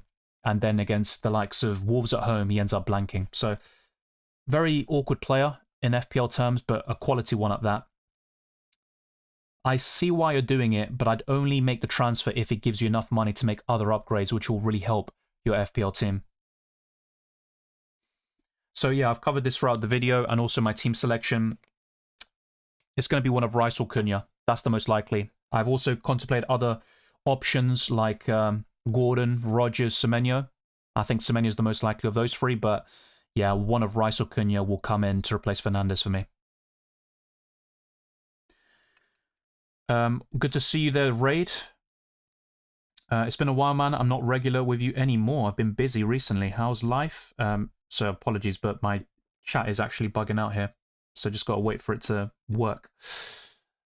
Let's see. Yeah, things are going relatively well. I mean, life can be a bit of a roller coaster, right? But enjoying the Christmas period. And yeah, FPL has been going fairly well, actually. Over the past couple of months, I've been improving. I was around 5 million. So, or was it 4 million? 3 or 4 million around Gameweek 5. And yeah, now I'm in a decent position. But the last two Gameweeks in particular have been small red arrows. So I'm just trying to get back on track. And after wildcarding in 16 and using up a lot of my free transfers, I went from a position of strength to one of a bit of vulnerability. So I need to get back on track, and getting the right Bruno Fernandes replacement will help me in that quest. Yeah, Ekitike captain for me is definitely a solid shout because he's facing the worst team in the league. He's showing amazing form, 5 goals over the last 3 matches, and I think City Forest will be low scoring. I'm going for a 2-0 City win, and yeah, Haaland could score both goals, of course, but I think there is an opportunity here to go against Haaland for the captaincy. It's about picking your moments, and so far this season I haven't done that really well. Usually when I've gotten the captaincy right, it's when I go for Erling Haaland, and I make up the ground in other areas, but I think this is a nice opportunity. I'm not saying it's fully locked in for me, but throughout the week I've been comparing the captaincy and talking about Haaland against Ekitike, and I think this week Ekitike might just shade it. I was on a course, Senesi or Potts. I'd go for Senesi there, Ahmad. O'Reilly or Van Dijk long term? Probably O'Reilly, to be fair. Relax Eye Gamer says, I appreciate your support. Bench Enzo Fernandes for Wilson. That's a difficult one. I expect Enzo to start this time round, and the benching against Newcastle was surprising, but I would lean towards Wilson, personally, but it is riskier. I'm not going to deny that, to be fair. Triple captain or free hit this week? I'd probably free hit this week and then triple captain next week, but it also depends, because the Gameweek 19, for example, Haaland against Sunderland away, I'm not a big fan. And you look at the options this week, like Haaland against Forest away, also Ekitike against Wolves at home. That looks quite promising, but I also like the free hit a lot for Gameweek 18, which I talked about over the past couple of weeks for a lot of people. Thoughts on Bruno and Thiago to Ekitike and Sharda? Ekitike looks great. I'm not sold on Sharda though. I think that is not a great transfer. I'd rather go for Bruno Guimaraes, Gordon, Rodgers, Semenyo, Cunha, Declan Rice, who is probably the best of the lot long term. So not for me. Start Chalobah or Cash? Chalobah. And Gay or Mukiele? I'd start Gay. Hey Dylan, best Van Heck replacement. I have Kanate, Dallo, Esteve and Diouf. I think your defensive line needs more investment. So an Arsenal defender would be my top recommendation, and I think Timber's the best one to buy until Gabriel is back from injury, but you might not have enough money to do that, right? So I like Keane at a similar price tag. There's also, I wouldn't buy Joachim Andersen, but he's someone to consider anyway.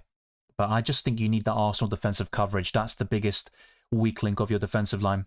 Maybe you've got Raya in goal, to be fair, which is fair enough, but I would have some reservations about that. Play Anderson or Van Dijk for a -4. Play Anderson. Would you recommend doing Thiago to Boeing? Yes, I would. Anderson or Wilson out to Rice, which one? Probably Wilson. And just keep Anderson as a 5th midfielder, 8th attacker. Hi Dylan, choose 3, Timber, Anderson, Senesi, Gay, Klein.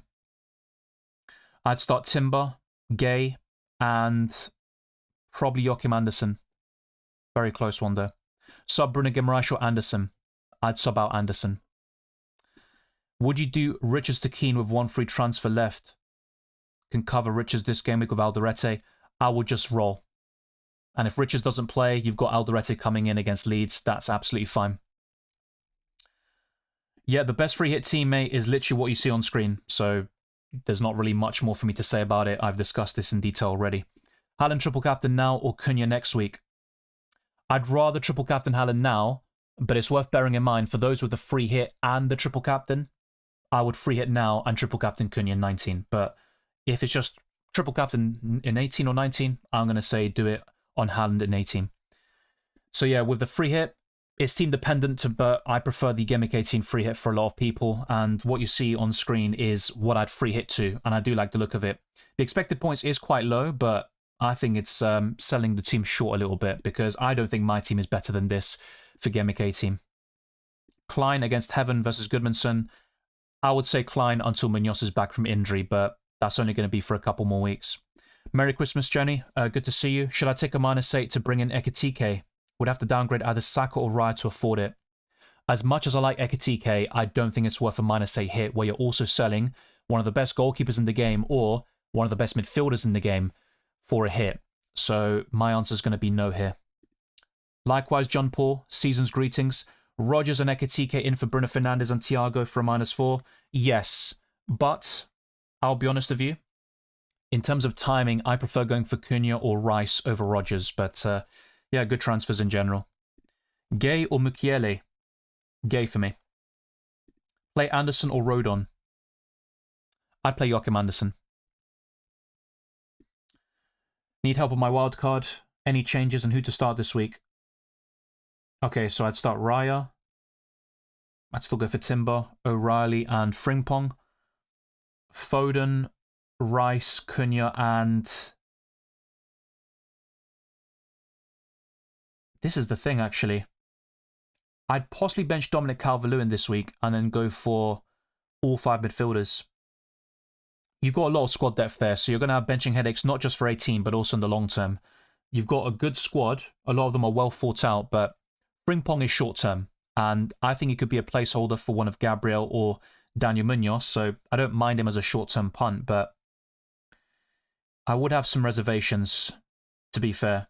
With the structure you've got, you're going to have benching headaches inevitably. So if you're willing to stomach them, then proceed, keep on going, because the picks in isolation are very solid, but you've also got to be very mindful of the structure and how things could be complicated in the future. Hi Dylan, I'm on free hit. Is Frimpong a good punt this week? Yes, he is, and you could go from over Van Dijk, but I just think Van Dijk has more routes to points with Defcon and the goal potential. Pickford and Timber or Raya and Calafiori? I'm going to go for Pickford and Timber, but it's a close one.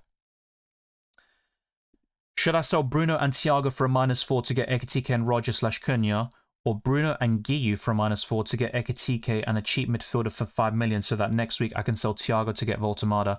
I'd stick with the first one there. So buy Ekitike, and personally I'd favour Cunha over Rodgers at this moment in time. I meant Anderson the mid or Rodon. Still the same answer for me. I'd go for Elliot Anderson.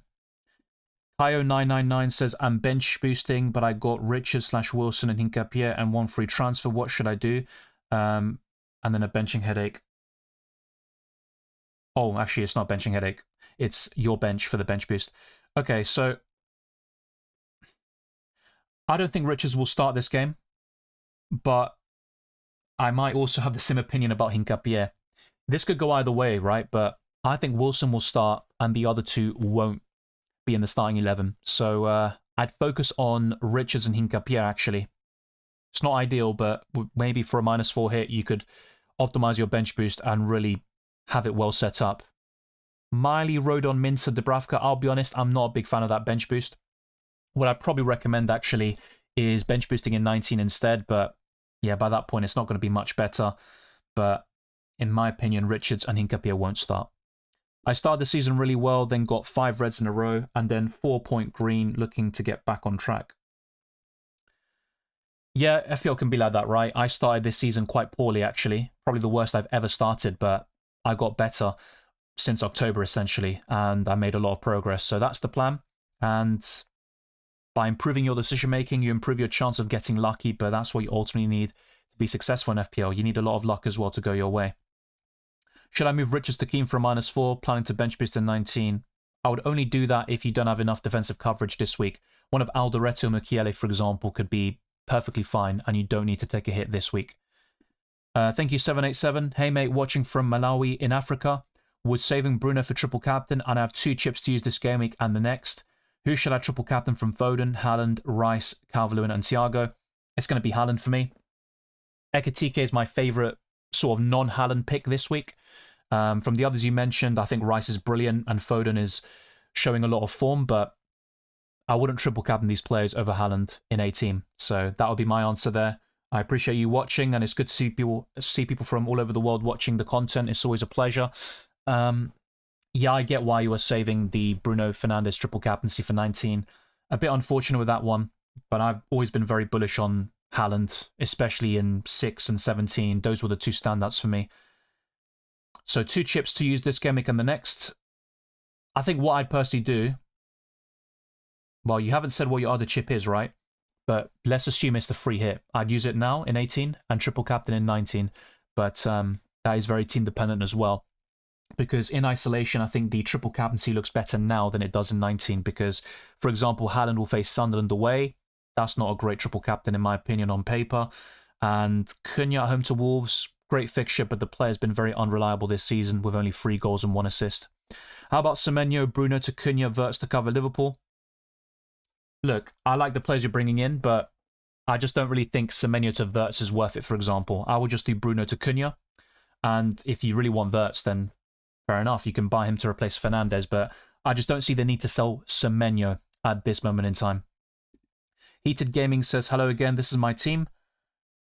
So Raya, Timber, Anderson, Gay, Bruno Guimaraes, Rogers, Foden, Semenyo, Haaland, Ekitike, Thiago, and on the bench, Senesi, Klein, and Rio.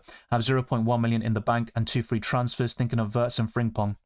Both of them are very short term though, and if you can stomach that and possibly sell them in a couple of weeks' time, then it's not too shabby, but that's kind of the impression I get, on top of Klein, who is short term for the next couple of weeks, and then you're probably looking to sell that. I would just be very wary of going for short term picks, especially 2 of them at the same time, and you've also got Rio, who is just bench fodder for you. So that'd be my main concern. Chow or Keane, who to buy? Long term, it's going to be Chow for me. Good evening as well, Lager. Would you do Bruno Guimaraes to Semenyo or Thiago to Voltemada/Bowen? I would do Thiago to Bowen, actually. Very close one, though. Greenia says, I'm a captain, Ekitike as well. Good luck to us both. It's not fully locked in, but I've been talking about it all week, and that is the plan. I don't see myself deviating from that. What it really comes down to for me is replacing Fernandes, and that's going to be one of Cunha or Declan Rice. Is Wharton a good pick? Not for me, to be honest. I think for Palace, you're looking at the defenders. I think Mateta is still decent up front, but he's arguably a sell at this moment in time anyway. But yeah, Wharton is not really the one I'm looking at. I'm forced into using my bench boost. It's not great, but it's right. Dubravka, Chalobah, Collins, Anderson, Truffer, Mukiele, Saka, Foden, Cunha, Semenyo, Josh King, Ekitike, Haaland captain, and interestingly, Igor Jesus.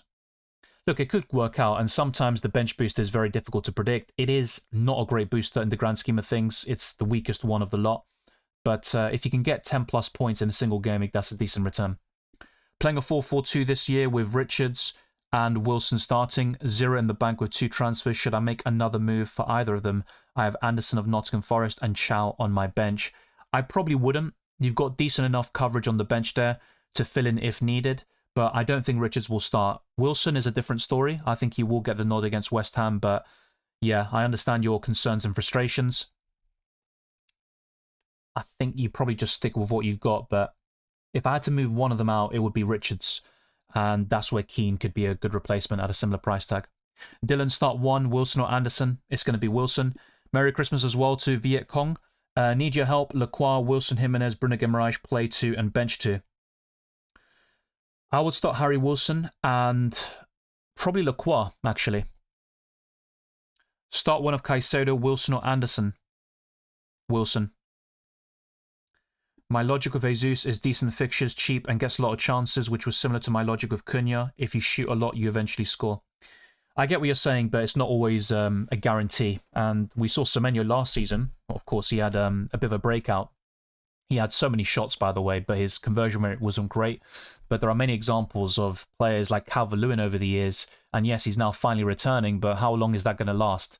So ultimately, the more you shoot, the bigger chance you have of scoring, right? But it's also about the quality of the finisher, the quality of the opponent, and many other factors that come into play when it comes to football. But yeah, we'll see how Igor Jesus does. I'm not a big fan of him, to be fair, in Fantasy Premier League. We actually discussed him in Club World Cup Fantasy over the summer. So yeah, a few players from that game have now entered the fold for FPL, like Arias as well.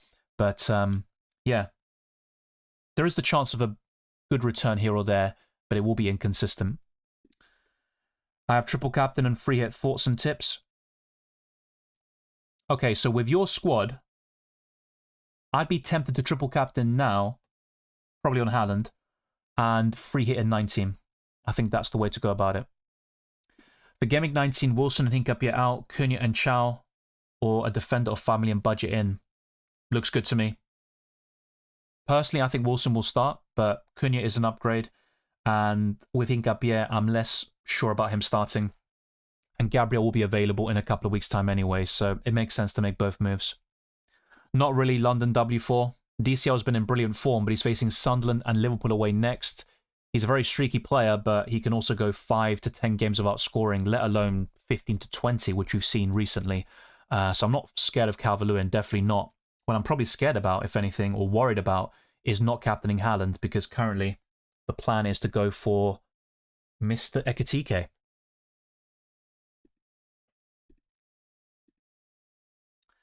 I want to buy Keane for a -4 and start Wilson ahead of Anderson. Thoughts? I just don't think that's necessary. I like Keane, but it's not worth a -4 hit in my opinion. I sold Thiago, Evanescen and Chris Richards to fund Ekitike, DCL, Konate. Looks solid. I think Liverpool will get a good win against Wolves, either 2 or 3-0. I've currently gone for a 3-0 Liverpool win. And Ekitike is the standout. Then you're looking at Wirtz and Van Dijk as the sort of ideal Liverpool triple-up, if you will. But Konate is a decent, cheaper alternative to Van Dijk. You're not going to get the exact same from him, but he's capable of DEFCON, and Liverpool can keep a clean sheet this week. They are top of the odds, as I showed you earlier. I don't think Marino will start, so there's not really much more to say about that. Thank you, Lager, for the super chat. If you have any messages or comments, then be sure to let me know. But a big up to you and all the support you've shown to the channel. I think Wilson will start, but it's just my opinion. I can't guarantee it. And I read out the quote in my Transtits podcast from Marco Silva. There's not really much more I can do apart from that, really. We haven't gotten any updates since then. That was after their 1-0 win against Forest on Monday night. So this is the exact quote on December the 21st. It looks like he's going to be okay. I think it was a big knock there. It was not a twist. But let's see tomorrow. We have a session and we are going to assess the players from tonight. So based on that quote, I think Wilson will start, but I couldn't guarantee it. Who's your top 4 this season? Yeah, mine's going to be Arsenal, City.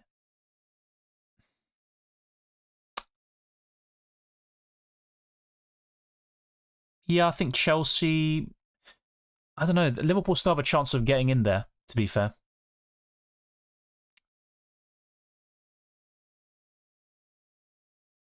It's an interesting question. Yeah, I'm going to say Chelsea third for now. And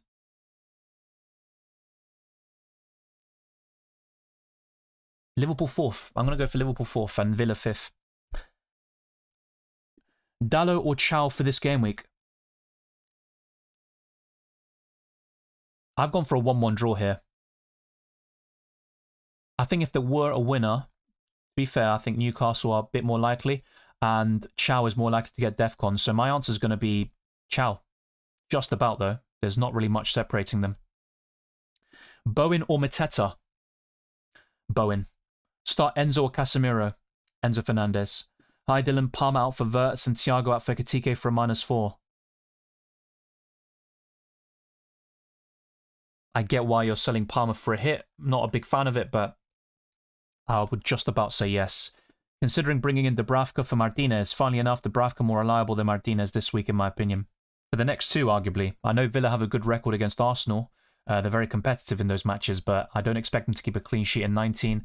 And the same goes for this match against Chelsea coming up. So I would only bring in Dubravka for Martinez if you've got another goalkeeper like Raya, Roofs, Pickford, or Sanchez.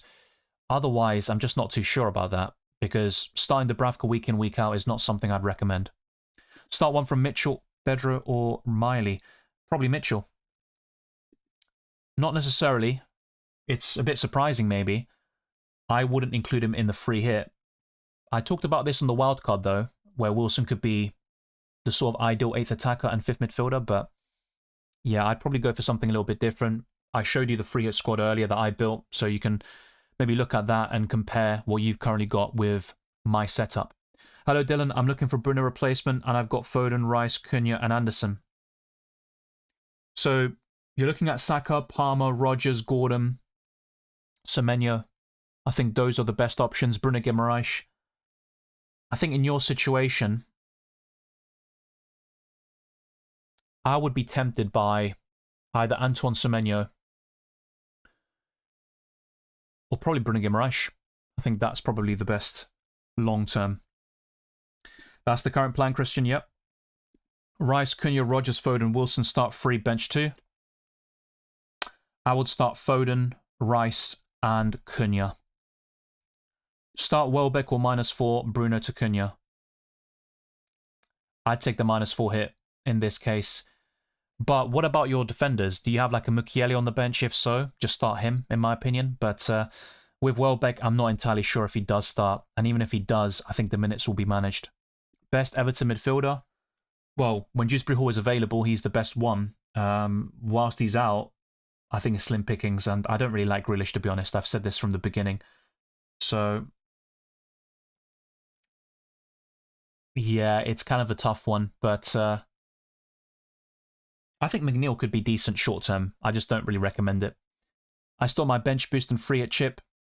I don't know your team, so it makes this very difficult to answer, but use the website fpl.team, even livefpl.net, so you can visualize future game weeks and compare how your 50-man squad looks in 18 compared to 19, and that could answer the question in of itself. So without the context, it's difficult for me to say.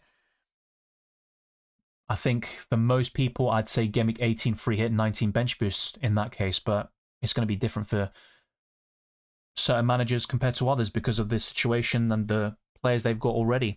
Would you rather Haaland and Ekitike or a free of Thiago, Bowen, Haaland?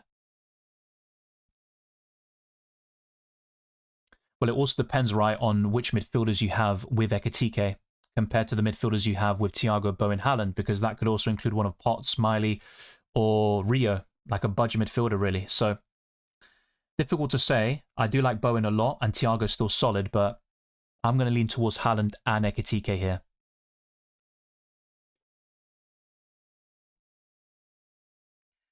Marakichu puts his team. Suggestions on transfers and chips. So Sanchez, Dubravka, Timber, O'Reilly, Anderson, Chow, Reinildo, Mandava, Cunha, Wilson, Foden, Saka, Dewsbury Hall, Thiago, Haaland, Raul Jimenez. 1 free transfer, 2.7 in the bank. Yeah, it's not ideal because Reinildo's unavailable. Dewsbury Hall is still injured. Wilson's a doubt. And I think bench boosting would be best for you in 19, actually. And there you might be able to take a hit, have 15 players who are likely to start, and then just hope for the best there, really. So that's probably the best thing to do for you. Bench boost in 19 and sell the likes of Dewsbury Hall if he's still unavailable by then, and definitely Reinildo, Mandava. Even if it's just a Mukiele, at least you've got someone starting and playing, so you optimize the bench boost that way. DCL, Wilson, or Cunha? Cunha. What do you think about Szoboszlai from 19 to replace Bruno Fernandes? He's only got 2 goals and 1 assist this season, which does put me off a lot. I think Szoboszlai is decent though because of DEFCON and bonus points, but I think there are better midfielders out there like Declan Rice, Bruno Guimaraes. You've also got Rodgers, Gordon, all these different midfielders I've talked about, Antoine Semenyo, Matheus Cunha, and I think Rice is the standout of the lot. I still have bench boost. Is this Game Week the last to use it? No, it's Game Week 19, so make sure to use it before the Game Week 19 deadline, which is on the 30th of December. Top 5 underrated FPL picks so far. Underrated.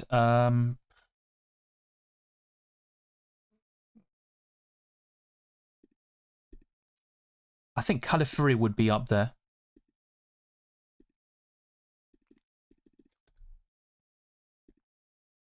I'll do it one per position, and then with the fifth one, it'll just be random. It could be anywhere. But yeah, amongst goalkeepers, I would say the most underrated might be Robert Sanchez. I mean, he is fourth.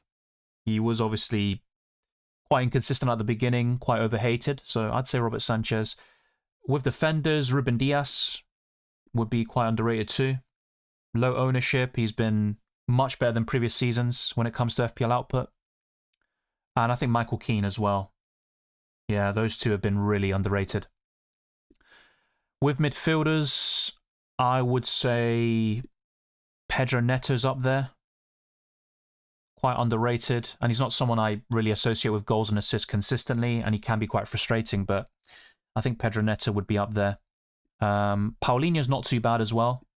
He kind of offers you a decent baseline floor and sort of security of 4 points and above in most game weeks. Amongst forwards, it might be Jarrod Bowen, actually. Yeah, I think Jarrod Bowen is the most underrated forward, so you've got plenty of options there.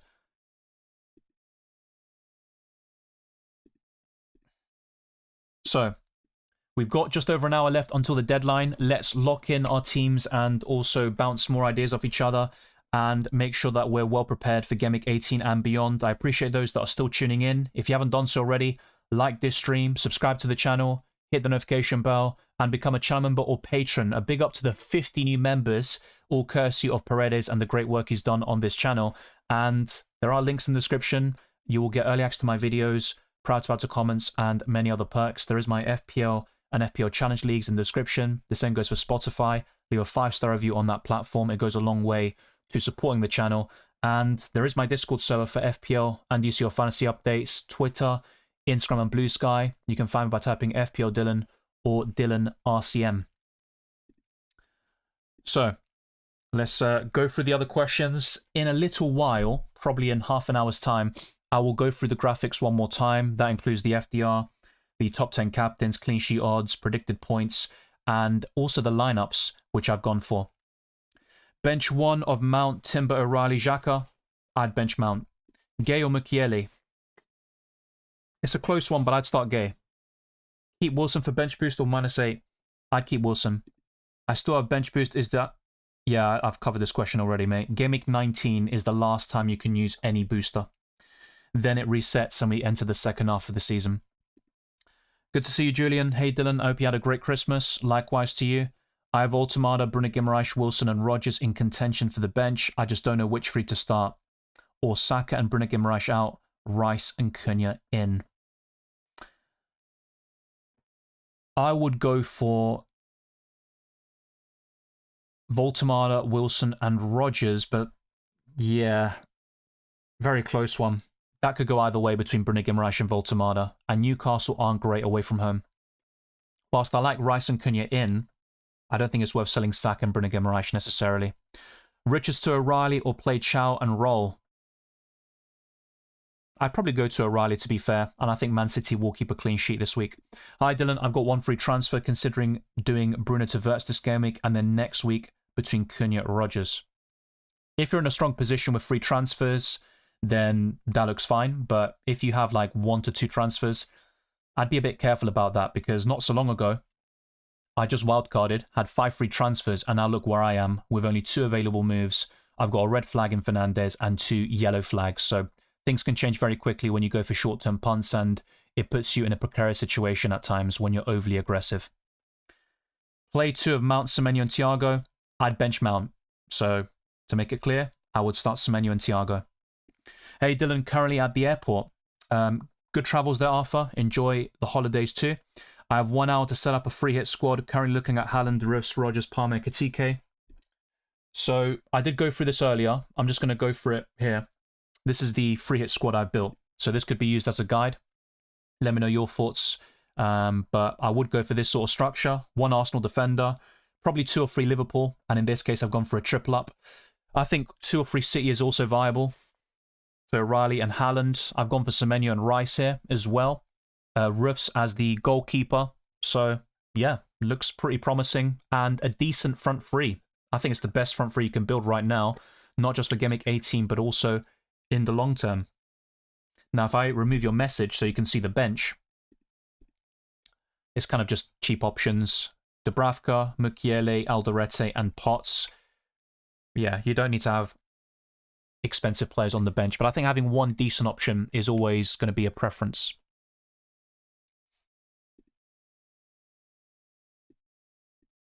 I will start with 5 defenders: Chalobah, Keane, Frimpong, Lewis Potter, Gay. I don't know what the alternative is. Which midfielder and forward are you benching as a result? But in isolation, those defenders look decent. But I'll be honest, I think both Lewis Potter and Chalobah will blank or not get a clean sheet. Hello, Dylan. Hope you're doing well. Merry Christmas. Likewise to you, J Braz. Thoughts on Keane against Lewis Potter? I'd rather go for Keane. Wilson against Lefay for a -4. I'd stick with Wilson and not take a hit for Lefay. Hey Dylan, who should I start? Raul Jimenez or Joachim Andersen? I'd go for Jimenez this week, but he is very inconsistent and a very frustrating player in FPL. Start Harry Wilson or Chow? Harry Wilson. Yes, your boss could be on pens, that is true. He scored one against Inter in the Champions League recently. Should I take a -4 hit to fit Ekitike in and use bench boost to compensate? Thinking Voltemada and Hincapié for Keane and Ekitike. Looks good to me, actually. And I don't think Hincapié starts, so that transfer would make a lot of sense to fund Ekitike. So my answer would be yes. Chalobah or Chow? Chalobah this week. Hello, Dylan. Need to get Ekitike in, so sell Semenyo to Lefay and sell Thiago to Ekitike, or Timber to Keane and Thiago to Ekitike, or Saka to Rice and Thiago to Ekitike. A lot of different routes there. Personally, I would do Semenyo to Lefay if you don't have any other budget midfielders or forwards. So a lot depends on your structure. If that's not the case, then I'd probably settle for Saka to Rice, actually, as much as I like Saka. When do you think United Strand will be able to cut his hair? Well, it's going to take a while, mate. I'm not going to lie to you. Probably another year from now, if I'm being honest. DCL might be one of the underrated, depending on the next 2 game weeks. Well, the last 5 game weeks, what he's done has been brilliant. So, yeah, I don't expect him to keep it up with those upcoming fixtures. And I do recognise that he scored against tough opponents recently, like Chelsea, City and Liverpool. Even Crystal Palace, scoring a brace against them is not something that anyone can do. But, yeah, I'll be honest with Calvert-Lewin. I don't really expect much from him against Sunderland and Liverpool next.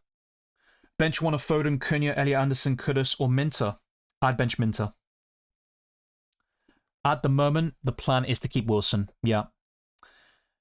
I could do something like Rice in for Bruno Fernandes and then Rodgers for Wilson. That could work fairly well, but I'm not entirely sold on that yet. I think with Chelsea assets, you look at Gameweek 21 or 22. So going into January, particularly towards the end of the month, and yeah, in February, they've got a decent fixture run. Best midfielder, 8 million or less, Rice. I have Sanchez, Timber, Senesi, O'Reilly, Wilson, Bruno, Foden, Rice, Haaland, Thiago, Jimenez, and benches Dubravka, Gay, De Kuyper, and Hall. Can I have transfer tips and who should I bench boost this week? It's not an amazing bench, but I probably would use the bench boost now. I mean, you've only got 2 options at this point, 18 or 19. And once again, FPL.team is a great resource there to visualize future game weeks, compare how the bench boost would look like in 19 compared to now. But yeah, I think bench boost now. With transfers, I like your goalkeepers, absolutely fine. With your defense, I think both Senesi and De Kuyper are expendable. So one of them could be downgraded to Mukiele or any Sunderland defender, and then you can have more money at your disposal to make upgrades elsewhere. And I think the biggest weak link with your team is the forward line. Now, obviously, you've got Bruno Fernandes and Wilson. One of them is out injured definitively. Wilson is a doubt, but I think he'll start. So what I would do in your case is do Bruno Fernandes to probably Cunha, I think, in your situation. And then use those funds to upgrade Thiago to Ekitike if possible. Otherwise, Bowen is still a really good pick. And I think in a couple of weeks' time, you're going to be looking at Jimenez and wanting to sell. And that's where Calvert-Lewin could also come into play. And look, if you want to have both Bowen and Ekitike, that would require a cheaper midfielder than Cunha to replace Bruno Fernandes. And that would make a real big improvement in the forward line. But I still look at one or two defenders, particularly the Kuiper. And I think you could find a bit more money there and go to Mukiele. Play Chow or Truffer. Probably Truffer. There's not much in it, though. Bruno to Rice or Cunha. Long-term is Rice. I'll be honest, I've got the same predicament myself, and that's where the short-term versus bigger picture comes into play. Because if I want someone for the next couple of months, I think Rice would just do the job, and I could just forget about him, essentially. With Matheus Cunha, that's more of a short-term pick, higher ceiling, and a bit more exciting because of the positions he occupies. Should I do Hincapié to Van Dijk or Timber? Long-term, Timber's the better pick. Yeah. Start Lacroix or Anderson? I'd start Lacroix this week. Who's the best midfielder at 7.1 and under to bring in? Well, Declan Rice is just above that threshold. Probably bring him Reich. Merry Christmas as well to you, Nor. What's your insight? Anderson, Hincapié, O'Reilly, Cash, Klein, Foden, Saka, Wilson, Dewsbury Hall, Fernandes, Calvert-Lewin, Haaland, Thiago. Yeah, with free transfer 0.6 in the bank, I would do Thiago to Ekitike, Bruno Fernandes to Cunha. Let me just calculate that a little bit. So Cunha is now 8 million. Fernandes is 9.2. I don't know when you bought Fernandes, to be fair, but you should have 1.6, 1.7 in the bank at least. So yeah, Thiago to Ekitike. I don't know when you bought Thiago, which makes this a bit more complicated, but yeah, those are two moves I'd recommend to you.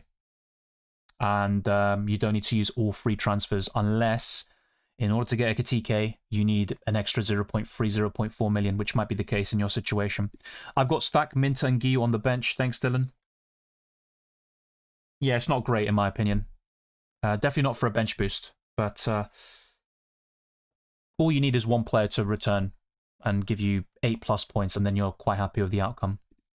Alfred says Raya, O'Reilly, Van Dijk, Anderson, Foden, Bruno Guimaraes, Rodgers, Rice, Ekitike, Thiago, Haaland.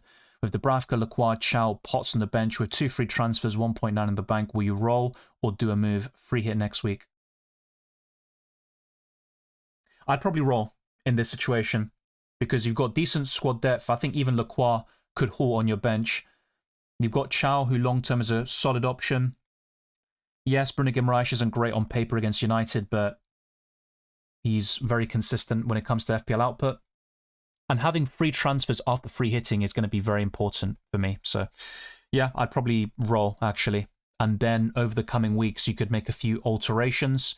But that's mainly going to be with your forward line. So, I think Thiago to Bowen, whilst it's not necessary, I think that's an upgrade. With the rest, I don't really see many moves that stand out like you have to do this or there's a clear upgrade waiting for you.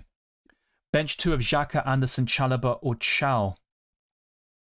I would bench Anderson and Chow.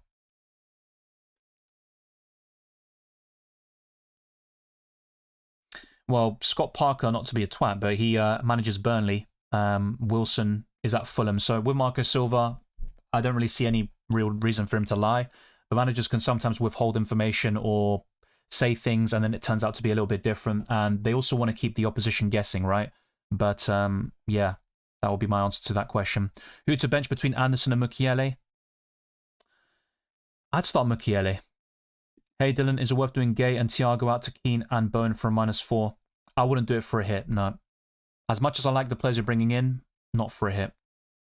I think Wilson will start, it's just my opinion. Would he do Semenyo to Wirtz? No. Yeah, Frimpong is appealing, but I just think Van Dijk is more likely to get DEFCON and also to score a goal, but Frimpong offers the assist threat, which Van Dijk doesn't. I'll play bench boost next week, have free transfers and 0.1 in the bank. My team, Sanchez, Dubravka, Timber, O'Reilly, Gay, De Kuiper, Tete, Saka, Foden, Neto, Wilson, Rotter, Haaland, Thiago, Ekitike. Okay, so the players I don't like include Jorginho, Rotter, and De Kuiper. I think the rest are quite solid. Yeah, Tete is the other one. Those 3 players I'd look to sell. So 0.1 in the bank doesn't give you much wiggle room, to be honest. But something like Tete to Mukiele, then De Kuyper to Keane, and then possibly selling Rutter. Yeah, it's just quite limited with the options. Maybe Xhaka could be one potential replacement, but yeah, those are the 3 players I look to sell in the long term.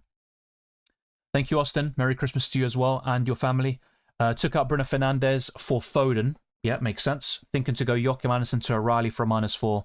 I wouldn't take the hit for that. I think City will keep a clean sheet, but you're probably looking at 6 points from O'Reilly. And yeah, I think Anderson could still give you 3 to 4 points because of DEFCON. Hey, Dylan. 1 transfer, 2.7 in the bank. What's your suggested transfer for the week or role? So Sanchez, Timber, O'Reilly. You could start Anderson. Yeah. Cunha, Foden, Saka, Wilson. And then start the 3 forwards, I guess. I'll be honest, I would go from Thiago to Ekitike if you can. I mean, you can with the funds you've got, right? And you still have enough left over to potentially replace Reynildo Mandava to Mukiele and maybe Dewsbury Hall as well. But that would be my recommended transfer, Thiago to Ekitike. Hey Dylan, I have 2 transfers with 1.6 in the bank. Current midfield of Saka, Foden, Cunha, Wilson, Dewsbury Hall. Considering using 1 transfer for Saka to Rice and rolling till next week. You don't have to do that now, to be honest. I just keep Saka. And if you want to get Rice next week to then fund other moves, then do it in Gameweek 19 instead. Start Gay or sell to Keane? I'd start Gay. Planned bench boost this game week. Wildcard in 19. Sold Saka for Ekitike before Bruno injury. Now stuck. Need 1 mid plus defender for a -4. Leaning Vert / McAllister and an Everton defender. I'd probably say Cunha and Keane, but I think Verts will work just fine in the short term, and I would prefer him over McAllister. Saka, Semenyo, Foden, Rice, Verts. Kick 1 out on free hit. Well, what you see on screen is my free hit team, so that could also answer your question, but yeah, I'd probably kick out Rice on the free hit.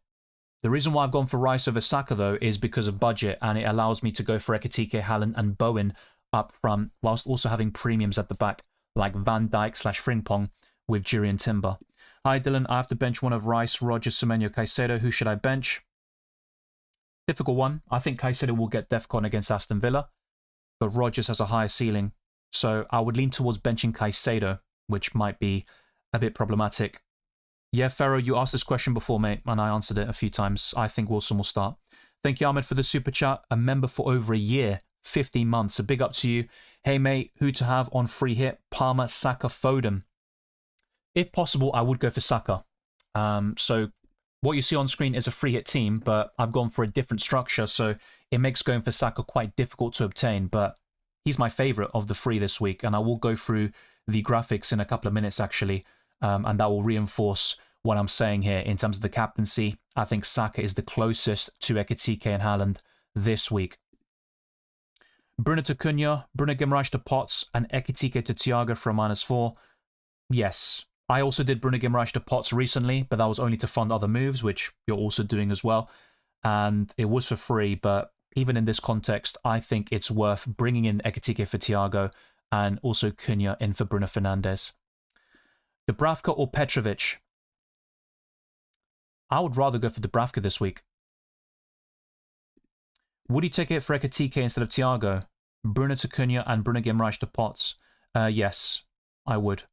And I do like Thiago, by the way. He could still do well against Bournemouth and Tottenham, just to name 2 fixtures, but I think Ekitike's ceiling is very high against Wolves, and over the next couple, he's probably the 2nd best forward in the game.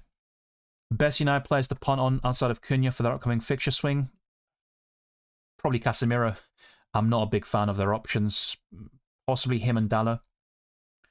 Bruno Fernandes to Verts this game week. Saka and Wilson to Cunha Rice next game week. Looks decent on paper. But by that point, Wilson will be available. The fixtures will be worse, but he's still a decent choice, and Saka is very consistent. But yeah, I like the players you're bringing in. And you're bringing Cunha against Wolves at home. Rice is just a set and forget option. So I like the look of it. So I'm going to say yes. Best assets from the Boxing Day fixture for free hit. Mateus Cunha is the standout. Probably Gordon would be up there. And Nick Voltemada. I think that game's quite difficult to predict. I've gone for 1-1. Bruno Guimaraes is also solid, but yeah, from United's point of view, apart from Cunha, it's probably either Casemiro, Dalot, or no one. And I think Cunha is probably the best of a bad bunch. Yeah, I think Frimpong will start. I covered Chris Richards earlier. The quote suggested that he will be available for the Fulham game in 19. I think he is a doubt for the Tottenham match, and I don't think he will start based on the comments by Oliver Glasner after their penalty shootout defeat against Arsenal. Why no Everton defenders? You can't have them all, mate. And also, in my predictions, I've gone for 2-1 Everton. I don't think they'll keep a clean sheet. Dubravka or Ramsdale? I don't think Ramsdale will start based on what I saw from NUFC Will. Take with a pinch of salt. Sometimes they get things wrong, but other times they have gotten some Newcastle news right. And I think that Dubravka, well, I've gone for 2-1, obviously, for the Everton game against Burnley, and I've gone for 1-1 between Newcastle United, but I just don't think Ramsdale will start now. Worth doing Gay to Keane for a free transfer?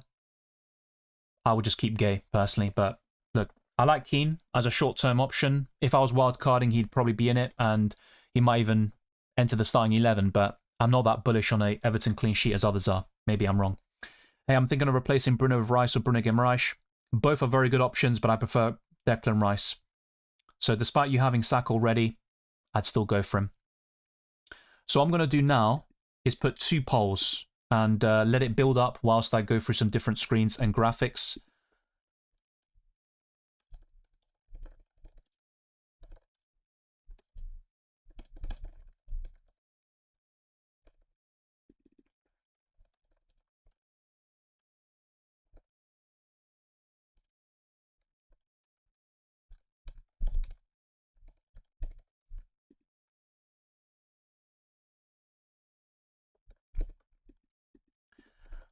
Okay, so this will be a straight shootout between Rice and Cunha. I'll probably do something similar with the captaincy debate between Ekitike and Erling Haaland.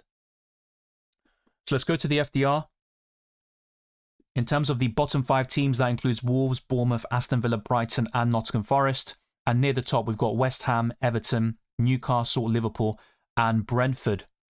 With predicted points, Ballard is 10th for Gameweek 18. Van Dijk is also very high, with Foden, Palmer, and Konate. The top 5 comprise of Rice, Cunha, Ekitike, Saka, and Erling Haaland, who is top by some distance. With projected price changes, we could see quite a lot tonight with Gravenberch, Gordon, Voltemada, Stack, Lewis Miley, Mukiele, James, O'Reilly, and Lewis Potter, and plenty of price falls to the likes of Thiago, Barnes, Munoz, Pedro Porro, Mamardashvili, Vicario, Minter, and the list goes on and on. Not all of these will happen. So similar to the poll you see right now in the live stream, I put a poll out on my channel about my Bruno Fernandes replacements, and Cunha has almost half of the votes. Declan Rice is second with 18%, and actually, to be fair, Rodgers is second with 19%. Rice is just narrowly behind that, and Semenyo is last. I also compared the stats earlier of Rice and Cunha, 2 of the best midfielders to replace Bruno Fernandes with. I think long-term, Rice is the superior option, more reliable. He can get DEFCON as well, quite consistently. Plenty of bonus points, no threat of minutes, of course, whatsoever. But Cunha has far more goal threat, and the underlying numbers are more promising when it comes to XG and shot volume. But Rice is right up there when it comes to big chance created and key passes amongst the entire division. I also showed you my updated wildcard squad. It would be something like this, with Sanchez, O'Reilly, Van Dijk, Timber, Foden, Xhaka, Rice, Cunha, Ekitike, Haaland, and Calvert-Lewin, with Dubravka, Bruno Guimaraes, Mukiele, and Chow on the bench, and I would have nothing left over in the bank. When it comes to the best free hit squad, I would go for something like this with Rufus in goal, O'Reilly, Van Dijk, and Timber, and you can make a few changes to your liking, so maybe Frimpong over Van Dijk or Keane over O'Reilly. It all depends on your predictions for the games. I don't think that Everton will keep a clean sheet, which is why I don't have an Everton defender here. So Wirtz, Semenyo, Rice, and Cunha in the midfield. Ekitike, Haaland, and Bowen is the best front line you can build in the long term, but it does require sacrifices like no Bukayo Saka in the midfield. And on the bench is quite cheap. Dubravka, Mukiele, Alderete, and Potts. That is more than enough, but somehow the expected points is lower at 47.8 compared to the wildcard squad and my original team, which, to be honest, I don't agree with. So next up is going to be FPL Challenge, which I'll go back to towards the end of this podcast. So this week you get plus 6 points. Sorry, I just got a sneeze. I actually rarely get that sort of sensation during a stream. But anyway, you get plus 6 points for every big chance created this week, and the challenge is called Gift Wrap. So Riffs is in goal against Leeds at home. Riffs. Keane away to Burnley. That could be changed as well because I'm not that confident in the Everton clean sheet. I've got two midfielders here in Palmer and Saka, both with that sort of big chance create potential. The same goes for Declan Rice as well. And two of the best forwards in the game in Ekitike and Erling Haaland. And to be honest with you, once I lock in my captain, and it's most likely going to be Ekitike in FPL, I'd probably captain the other striker, in this case Erling Haaland. And even a punt on Saka could be quite decent for this format this week. I think with a big chance created, Saka would have that massive advantage over the two strikers, so he could definitely be worth the consideration.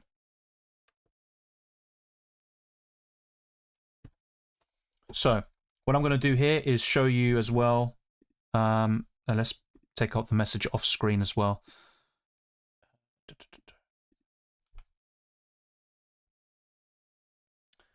So hopefully that didn't get in the way of the graphics too much, but yeah, the plan is to also show you the lineups for United and Newcastle if we do hit our Super Chat goal.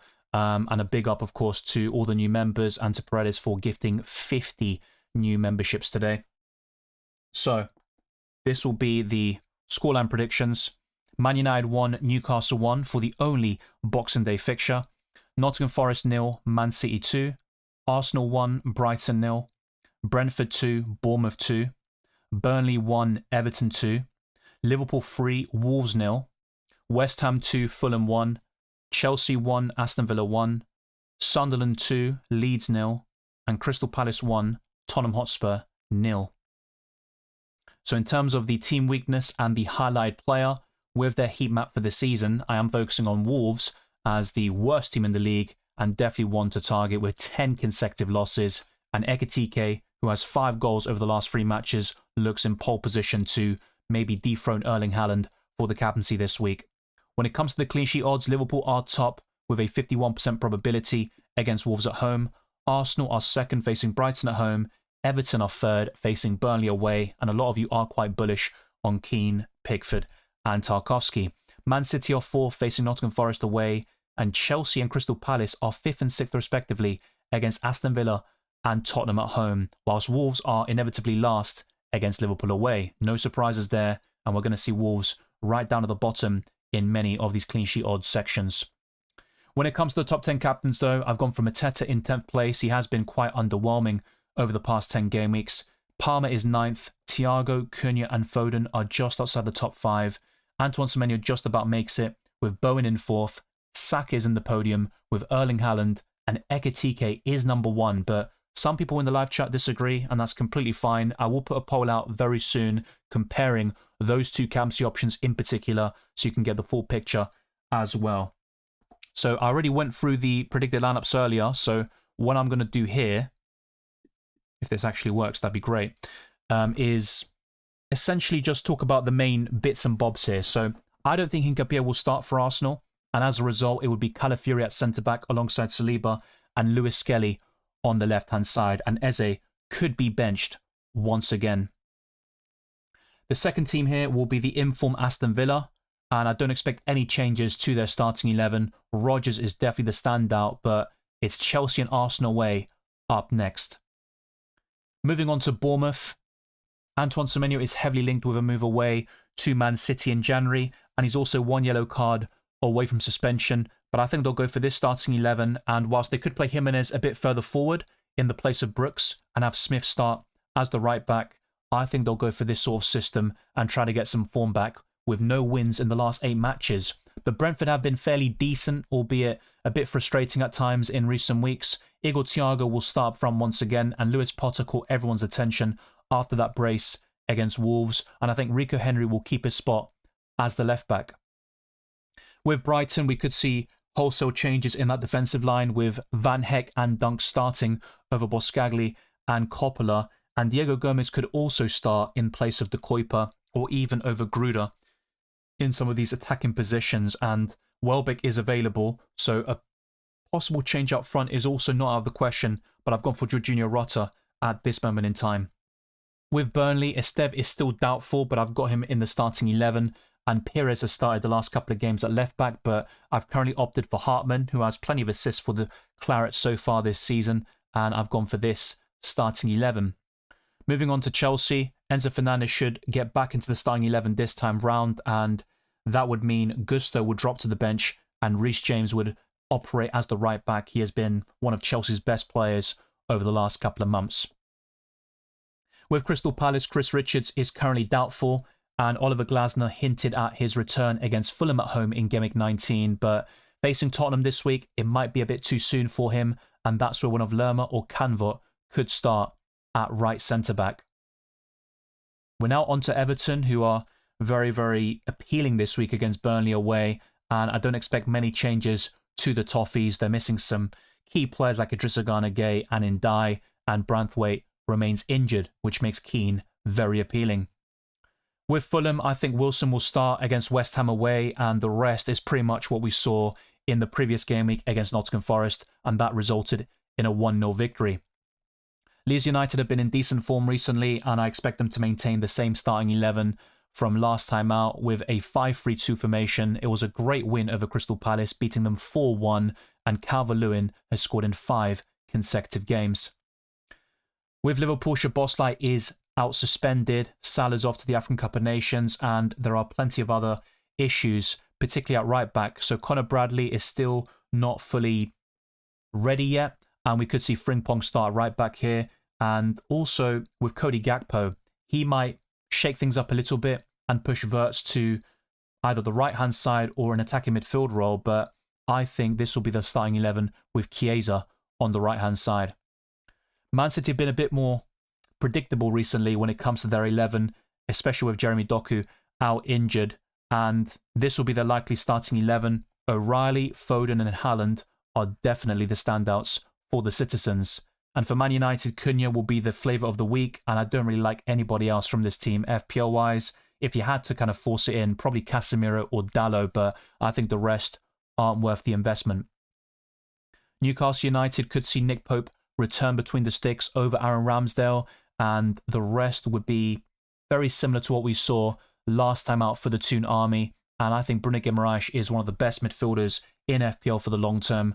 Anthony Gordon has shown decent form recently, and Nick Voltemada scored a brace against Chelsea very recently. Nottingham Forest could see John start over Sells once again, and the rest is also quite standard with Sangari out because of the African Cup of Nations. Douglas Luiz should take his place once again, and Hudson-Odoi has shown decent form in recent matches. Sunderland could also see Brobby start over Isidore again, and this sort of back five formation. I think Mukiele, Alderete and Ballard are the standouts when it comes to Sunderland players in general, but Roofs in goal has been outstanding, the best goalkeeper in FPL so far this season, so you could certainly make a case for him instead, and Granit Xhaka offers decent value at 5.2 million. Tottenham Hotspur have 2 suspensions to Xavi Simons and Romero. I think Danso and Bergvall will replace the 2 of them. And with West Ham, Scholes is yellow flagged with a knock, so we could see a change in that defensive line, and this could even result in a shift to a back 3, but we could see one of Igor Julio or Mavropanos start alongside Kilman and Todibo. And the last team is Wolves, who always play a back 3 nowadays, it seems. Jose Sarr in goal, and I also think the back 3 will be quite standard with Mosquera now back from suspension, and that pushes Doherty to a more advanced position as a right wing back. So I'm now going to go back to my FPL team and start locking things in, because it's about time to replace Bruno Fernandes, and let's see what people have voted in the poll. Drop a like on this video, subscribe to the channel, hit the notification bell, and all that good stuff. There's plenty more content headed your way, and we've got a quick turnaround until the Game Week 19 deadline, and that will be the final opportunity to use your chips for the first half of the season. So make sure to use any remaining boosters before the Game Week 19 deadline. So right now, Cunha has 55% of the votes, and Rice, not too far behind, of course, but that is a very interesting battle there. Thank you, Ahmed. I hope you had a great Christmas as well. Enjoy the New Year celebrations over the next week as well. I think Frimpong will start, yep. Wilson to Cunha or Wirtz? I prefer Cunha. Gay to Van Dijk or upgrade Kelleher? I'd rather upgrade Kelleher. And that's where Rufs, Sanchez or Raya would come into play. Hi Dylan, pick one, Lewis Potter, Tarkovsky, Keane if budget is not a matter. I'd still pick Keane, and whilst Branthwaite's out, he's the best option from the three. I think Esteve will start, but it's not guaranteed, and I also wouldn't want to start him anyway in FPL. Weird one to captain between Wirtz or Mount? Wirtz. Triple captain active, Haaland or Ekitike? Haaland is as safe as you can get, right? But I'm currently going for Ekitike as my captain, and yeah, I'm going to apply that same logic to the triple captaincy as well. It is riskier, of course, and with Haaland, you're almost guaranteed a goal, but I think that game could be lower scoring, and I think Liverpool will beat Wolves quite comfortably with Ekitike getting the bulk of the big chances. Dylan, I'm worried about not owning Ekitike. Would you take Semenyo to Lefay to fund Thiago for Ekitike for a -4? I'll be honest, I probably wouldn't, but that's just my personal opinion. Keane versus O'Reilly on free hit. I'm still going to stick with O'Reilly. I've gone for a 2-0 City win and a 2-1 Everton victory, but I don't think they keep the clean sheet. Best goalkeeper to pair with Kelleher? Yeah, probably Verbruggen if you want a traditional goalkeeper rotation, but I've talked about this all season. I'd rather have one set-and-forget goalkeeper like Rufs, Raya or Sanchez, even Pickford enters this equation, and then have your backup as Dubravka. That's my preference. Only 45 seconds says wildcard, Rufs, O'Reilly, Timber, Keane, Cunha, Rice, Rodgers, Foden, Bowen, Ekitike, Haaland. Looks solid. I'm just wondering what your bench looks like, but that starting 11 is promising. Hit for Bruno to Cunha. Use 4 free transfers early to get in Bowen, Ekitike, Potts and Rice. Have Chow, Rodon or Hincapie to cover. I'd probably roll and not take a hit for this. If it was for free, then it's a different story, but I think Chow could do a decent job in his absence, or even Hincapie, assuming he does start, which I don't think will be the case, but only time will tell with that one. Anderson or Senesi? This week, I lean towards Anderson, but I'm not a massive fan. Arthur says, currently my free hit is Rufs, Van Dijk, Timber, Lewis Potter, Foden, Rodgers, Semenyo, Wirtz, Rice, Haaland, Ekitike, O'Reilly and Mukiele on the bench. I'd rather start O'Reilly over Lewis Potter. I know he plays in a very advanced position now in the absence of Danga or Ouattara, but I think City are far more likely to keep a clean sheet, so I'd start O'Reilly. So missing Palmer, Saka, Thiago, I get that. They're all good options this week, particularly Saka. He's the main one, but how would you make that possible? Maybe Van Dijk to Keane, and that gives you enough money to upgrade Semenyo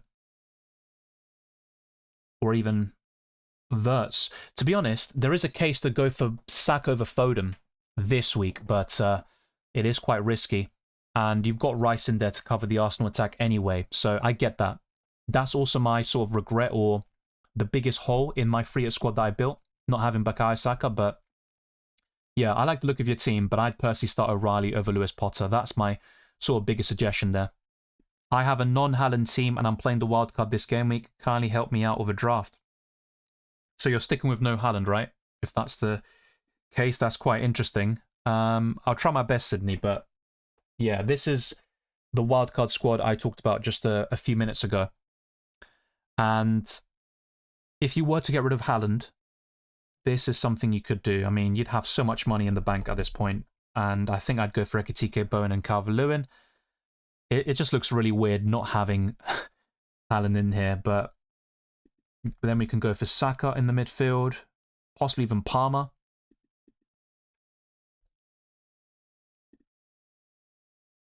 And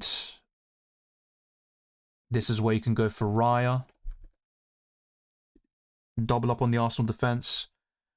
And then possibly upgrade somebody else as well. I mean, look, instead of Bruno Guimaraes, you can go for Rodgers, but the thing is, you're going to have so much money and you're going to have benching dilemmas as well. But yeah, what you can see is like a rough wildcard squad without Haaland. It looks quite promising as well, but I would stick with what I showed you earlier, and that includes the Norwegian robot up front. So hopefully that gave you a bit of help there, Sydney. But yeah, what I'm going to do now is end this poll. between Cunha and Rice. And the next one is about the captaincy. Ekitike against Erling Haaland.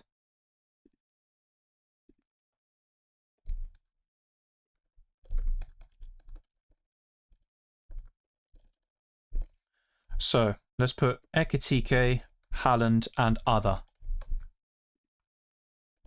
Because I think it's going to be quite balanced amongst the rest of them. But for what it's worth, and I showed the captaincy list a few times, I think Saka is the third best option this week.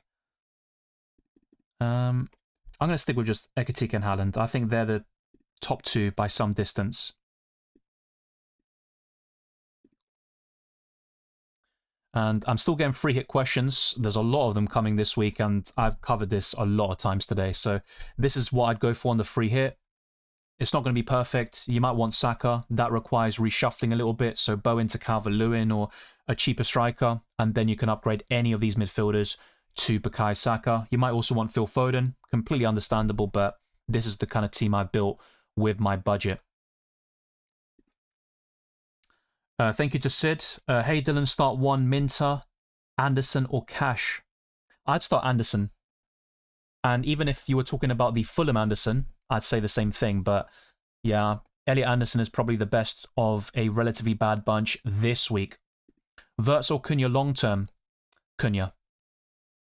Mukiele or Alderete? Mukiele. And he's actually going to go up in price tonight, according to livefpl.net. Going Gordon over Cunha on free this week, thoughts? Well, you might back Newcastle a little bit more. That's understandable. They have a decent recent record against Manchester United. But I just think both players have been very inconsistent this season. They've had very similar paths where they started so horribly. And to be fair to Gordon, he was doing really well in the Champions League. But in this competition, both of them have been very underwhelming. So, yeah, I get that. There's certainly a debate to go for something a bit different. Whilst everyone's chasing Matheus Cunha, you're going for the opposition here. And I think Gordon is the second best Newcastle midfielder long term, and Bruno Guimaraes is still number one. Thank you, That Air, for being a member for 34 months. You've done a lot for the channel. A big up to you. Merry Christmas, and the same goes to you. Have a happy new year.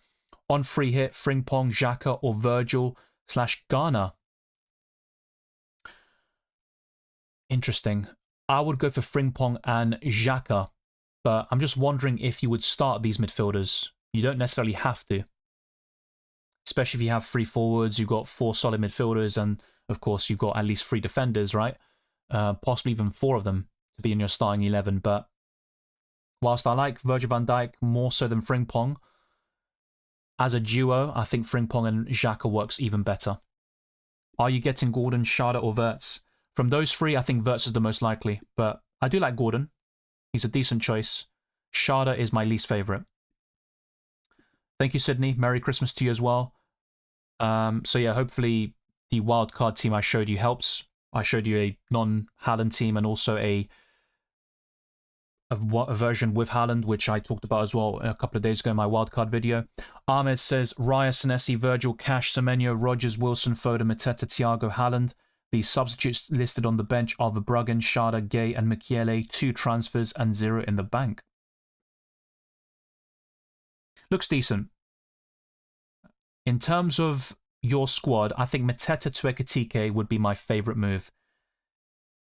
But, as you say, you've got nothing left in the bank. So, an easier sort of move would be Bowen in for Mateta. You can still afford that. In order to get Ekitike, I think what needs to be done is downgrade Schade. But then you've also got Wilson as a budget midfielder, so you have to be quite wary about that.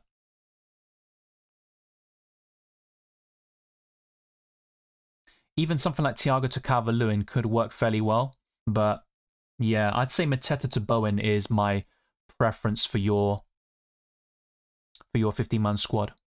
So who are your free to go to the Championship? Well, Wolves, I've said quite consistently for a while. Even last season, towards the end of the campaign, I had major doubts about Wolves. So, yeah, I think now it's quite clear. With the other two, it's difficult, but I'm going to say Burnley. And the third one is very close. It's between Leeds, Nottingham Forest, West Ham.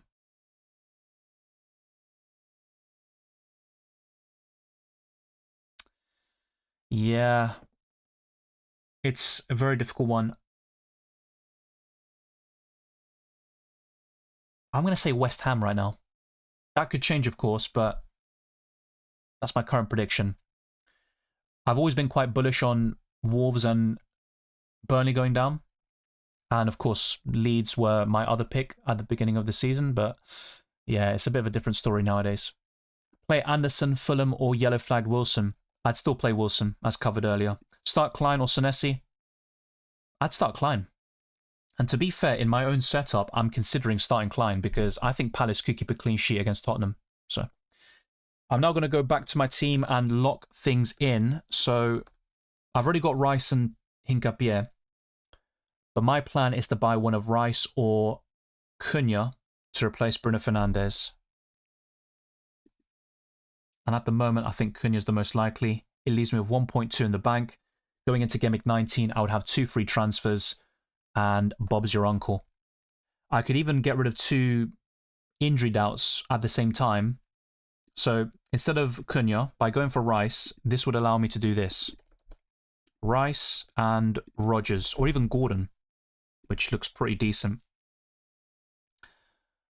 So that could also work fairly well. But the minutes are a bit of a concern for Gordon. I mean, he's going to start most games for Newcastle, but that's always going to be in the back of my mind. So that looks quite solid. But then, of course, I'm using 2 free transfers, and I have only 0.3 in the bank. I think it's more likely I'm going to do this if I were to make 2 transfers. So keep Wilson, who I think is more likely to start than Hincapié. And then we can go for Cunha. And then either Virgil van Dijk or Timber to replace Piero Hincapié. So that's where I can go for Timber. And to be fair, in a couple of weeks, I might even want Gabriel Munoz. So that's where things could change again. But yeah, that's something I'm looking at. So we've got 20 minutes left. I'm going to try lock in my squad first and then go back to the questions which I've answered for the last couple of hours, also providing information, graphics, and all the lot. And once again, thank you to Larga. I didn't even see this one. A Christmas-themed super chat. Thank you very much for all the great work you've done for the community. And yeah, let's keep on pushing and getting green arrows and enjoying Fantasy Premier League and UCL Fantasy. So all the super chats have also been covered, and also the member questions. Yo, bro, Cunha and Timber's literally perfect, brother. It looks good on paper, to be fair. And yes, I agree with this. Rodgers' fixtures are awful, definitely. My Uncle Bob says Rice. Yeah, Rice is better than Cunha long-term, for sure. But, yeah, I still like Cunha, to be fair. Dylan, do your transfers now? Well, yeah, look, there's still 20 minutes. I'm quite relaxed. I'm used to last-minute transfers, but I'll try to avoid that, which is why I'm going to focus on this first, get things sorted completely, and then I can go back to the questions. I'm calling it. Foden's going to blank 3-4 weeks in a row, and people are going to be sad. Well, it depends, right? If you were like me and bought him quite early, then you can be a bit more patient and forgiving because he helped you get some massive green arrows. But for those that bought in late, yeah, there's going to be that natural frustration, and they're going to think that they broke the guy by buying him in their FPL team. Chow or Keane, who to buy? Anyone next game week? Well, Keane looks better this week against Burnley away. I'm not going to deny that, but long term, I think Chow's the superior option. I don't like Grealish as a free hit punt, but people like the Burnley fixture, which I completely get. But I just don't like Grealish as an FPL asset. Okay, so I'm going to end this poll. And by the way, Haaland is winning, but it is quite close. Ekitike has 42%, which is respectable. But I might let it get to 200 votes first and then put the final one, which is going to show you all my transfer plans in detail. And this is one of them, buying Timber and Cunha for Hincapié and Bruno Fernandes.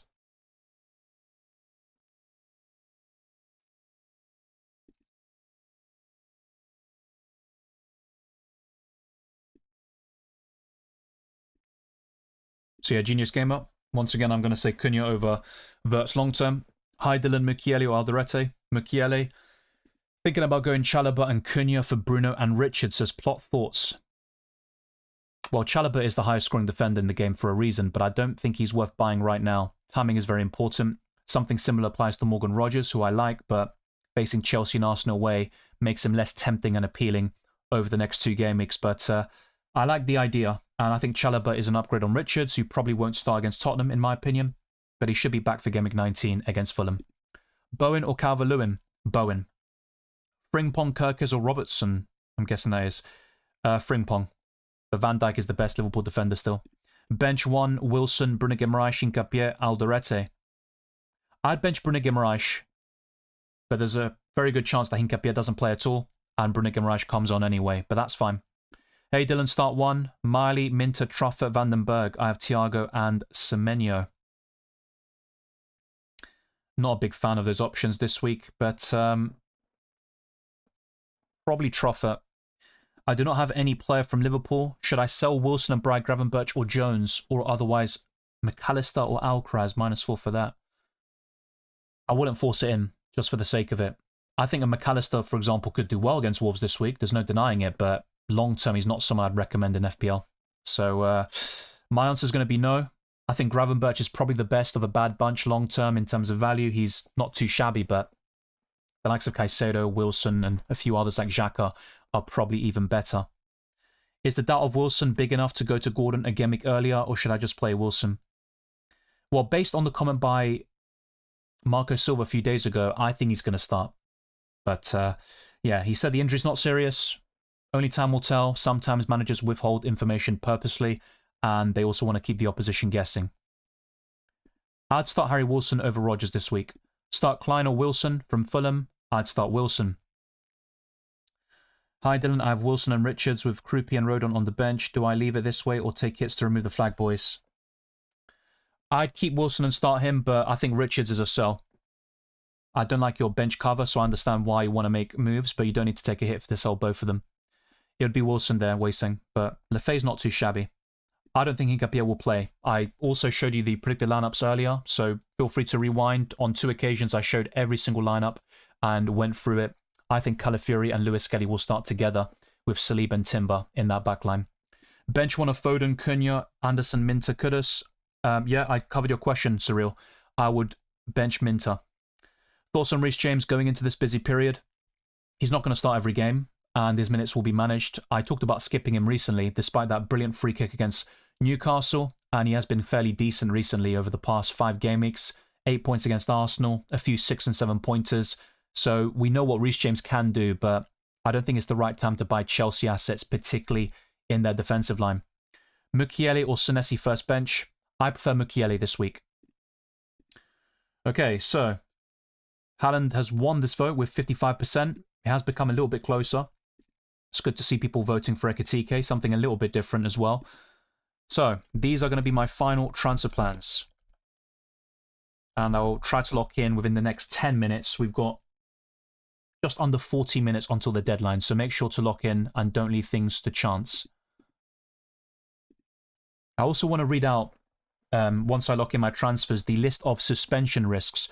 So I'll talk about the players who are suspended right now. Szoboszlai, Romero, Xavi Simons, and Luke O'Neill.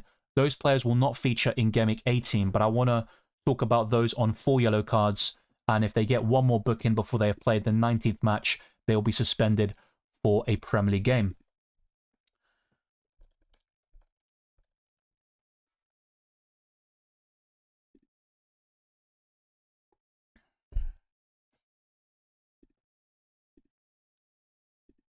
So I'm going to set up the poll now.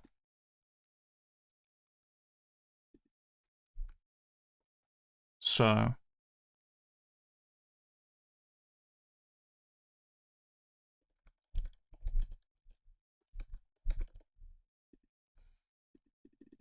that will be the same, but with Cunha. And then it's with 2 free transfers. Fernandes and Hincapié.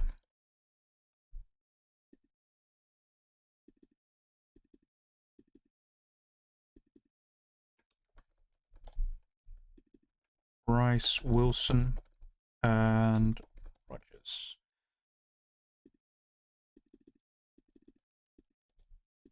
Hincapié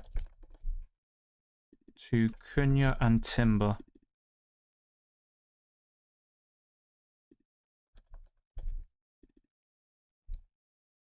Okay, so this poll is set up. Let's just go through the super chat as well by Duarte. Big up to you.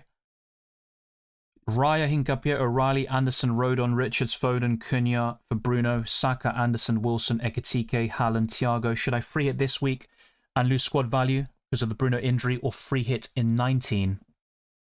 Good question. Oof. I'd free hit now because Hincapié, I don't think he's going to start. You also have Richards, who probably won't start either, but should be available for Gameweek 19, and something similar could be said of Hincapié. I think with your other defenders, apart from O'Reilly, it looks quite shaky this week. Yeah, buying Cunha for Bruno, absolutely fine, but you can always get him permanently in 19 when he's facing Wolves at home.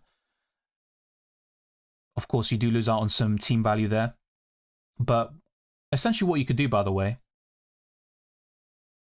even though I don't recommend it, but because we have a quick turnaround, you can free it now, and after the deadline has passed for Gameweek 18, you can lock in an early transfer like Cunha in for Bruno. So then you don't lose out on too much team value with those two players. So whilst you have a good squad for this week in general, I just think the defensive line is a bit weak.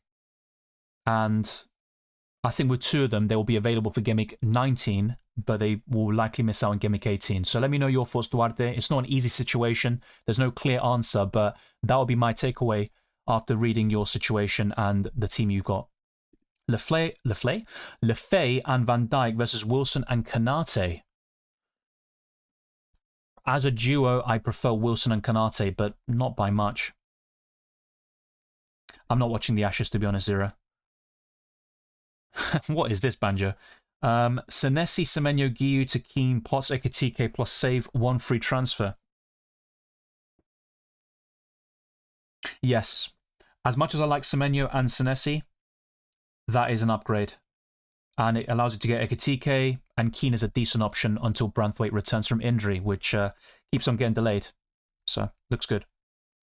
I'd start Raya over Dubravka, which is going to be the case in most game weeks this season. No worries, Sydney. I also have a Haaland team, which I would consider as the main one. I have 2 free transfers and 0.9 in the bank. What's the best transfer combo to get Ekitike, Saka plus Guiu, Saka plus Thiago, or Semenyo plus Thiago? Yes, Saka and Thiago would be the one for me. Is Cherki good enough to cover Foden? I prefer Foden, but there is a big difference in price, and I think Cherki is a decent short-term punt, but he's not someone I can trust in terms of minutes or in the long term, which I've said in previous streams as well. So I haven't really changed my mind about that. Yeah, Rice is definitely nice. Yes, I agree. I don't think Hincapié will play. I might be wrong about this, but what I'm going to do before locking in my team is check if there are any new Arsenal predicted lineups and see what the reports are suggesting, but I don't think he's going to start. So there's one by the standard, and they've gone for Raya, Timber, Saliba, Calafiori, Lewis Skelly, Zubimendi, Rice, Odegaard, Saka, Gyökeres, Trossard, which is pretty much my predicted 11, which I showed you earlier. Now let's go to Metro. Let's see what they're saying. And look, I'm not going to say they're gospel or anything, but yeah. Okay, they're not even letting me access the page. That's amazing. And check another one here. But I've only seen one predicted lineup with Hincapié in there. The rest have Calafiori at centre-back.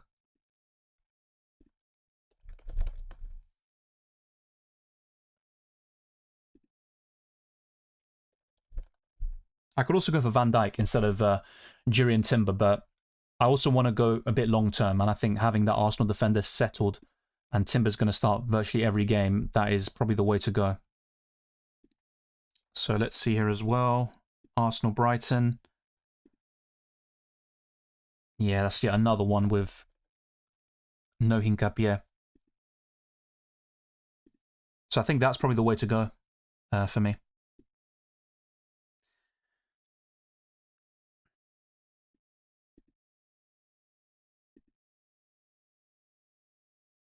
I'm going to have a look on Twitter as well and see if there are any updates, but I wouldn't really count on it with Jurien, well, not Jurien Timber, with Hincapié. So apparently we got an update on Wilson. Wilson, it looked more serious than it is right now. It was a big knock on the knee. It's still painful, and we will assess him. Menis and Sessegnon are out. I'm hopeful about Wilson. Games come thick and fast. Let's hope we can have him available. So that's the latest update on Wilson. Probably worth showing you that as well. So let's go to this. So yeah, that is the update.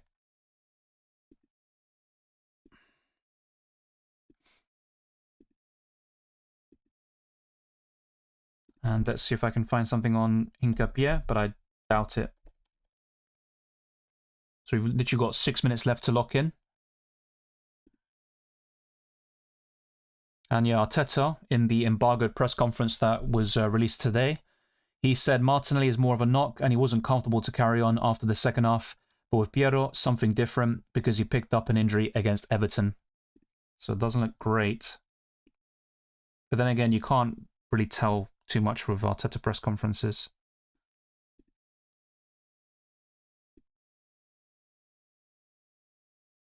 Yeah, it was an injury to his collarbone, and it is a short-term issue, but it could still be enough to see him miss the Brighton game tomorrow.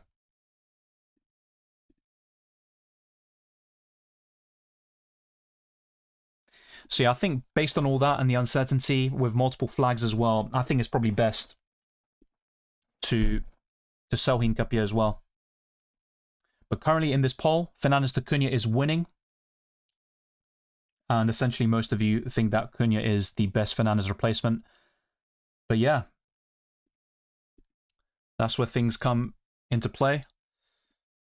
Not necessarily. I mean, Marco Silva said he's hopeful that he's going to be available. But yeah, there you go. People don't think so. By the way, just with the first couple of words, maybe it's being misinterpreted. Marco Silva said, Wilson, it looked more serious than it is right now. It was a big knock on the knee. It's still painful, but I don't really see that as a bad thing. In terms of, you know, he's saying it looked more serious than it is right now. I don't know. Maybe I'm being a bit too positive on that situation as well. Played Dubravka or Verbruggen? I'd play Dubravka. Senesi, Semenyo, Guiu to Keane, Potts, Ekitike, or Thiago Minta, Senesi to O'Reilly, Potts, Ekitike.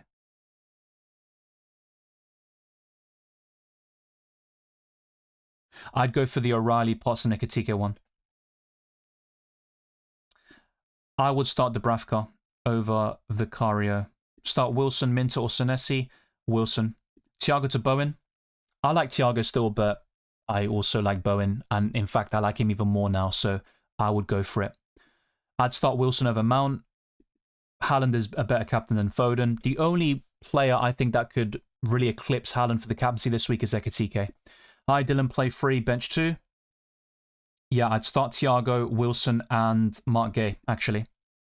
I would start Raya over Henderson, but with both of them, I've gone for a 1-0 win for Arsenal and Crystal Palace.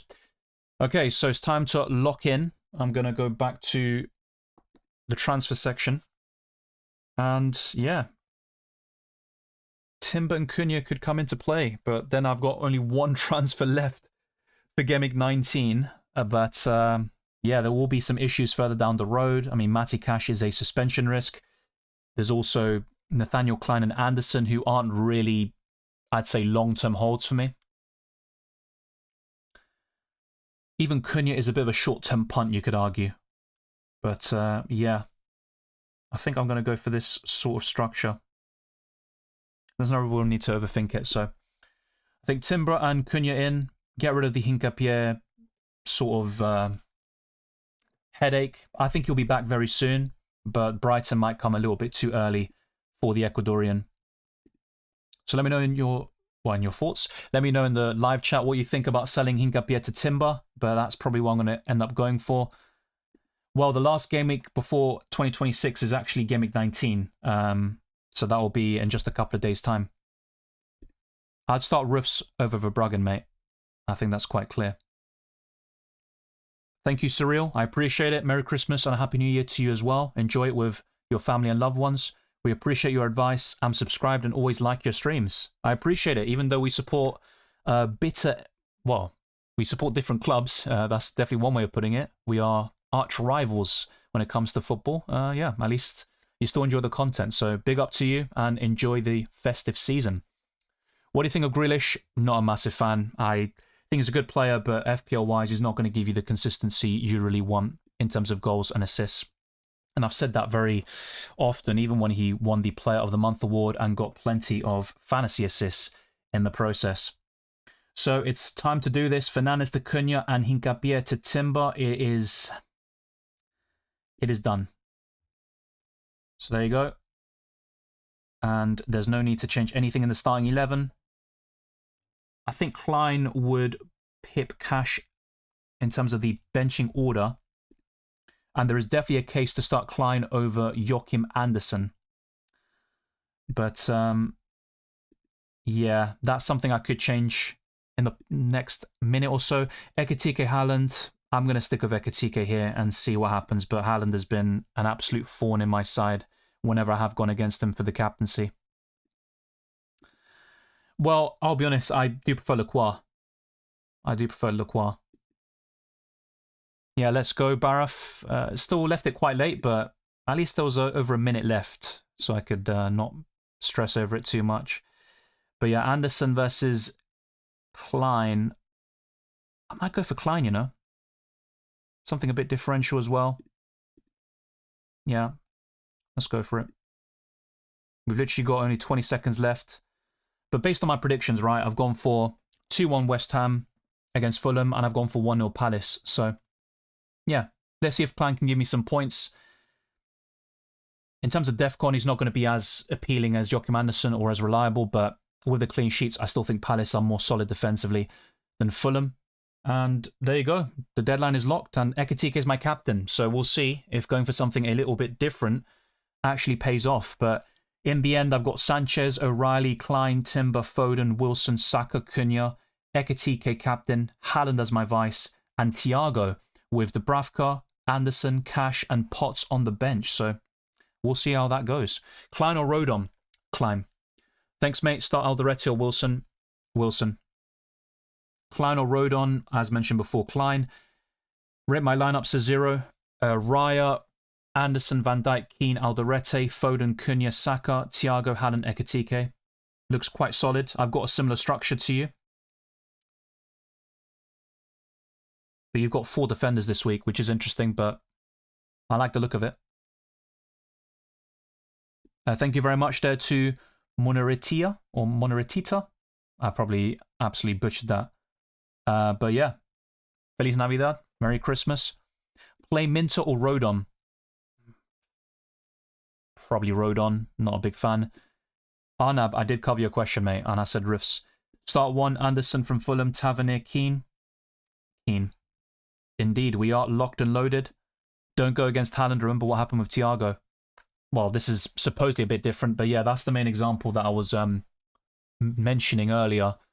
I did captain Thiago against Wolves, and the rest is history. But to be fair, that was an away fixture. This is at home, and Ekitike is in brilliant form, but so was Igor Thiago at the time, to be fair. We'll see how it pans out. Deceptive Banana, good to see you. Would appreciate your last-minute thoughts on this. Wildcard 0.1 in the bank. Raya, O'Reilly, Van Dijk, Keane, Timber, Rice, Wirtz, Foden, Haaland, Ekitike, Bowen, with Dubravka, Lefay, Alderete, and Xhaka on the bench.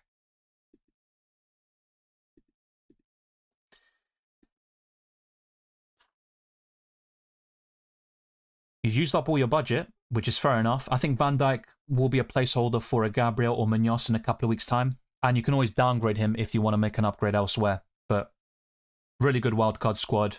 You've got some short-term punts in there, but the majority of them are long-term picks.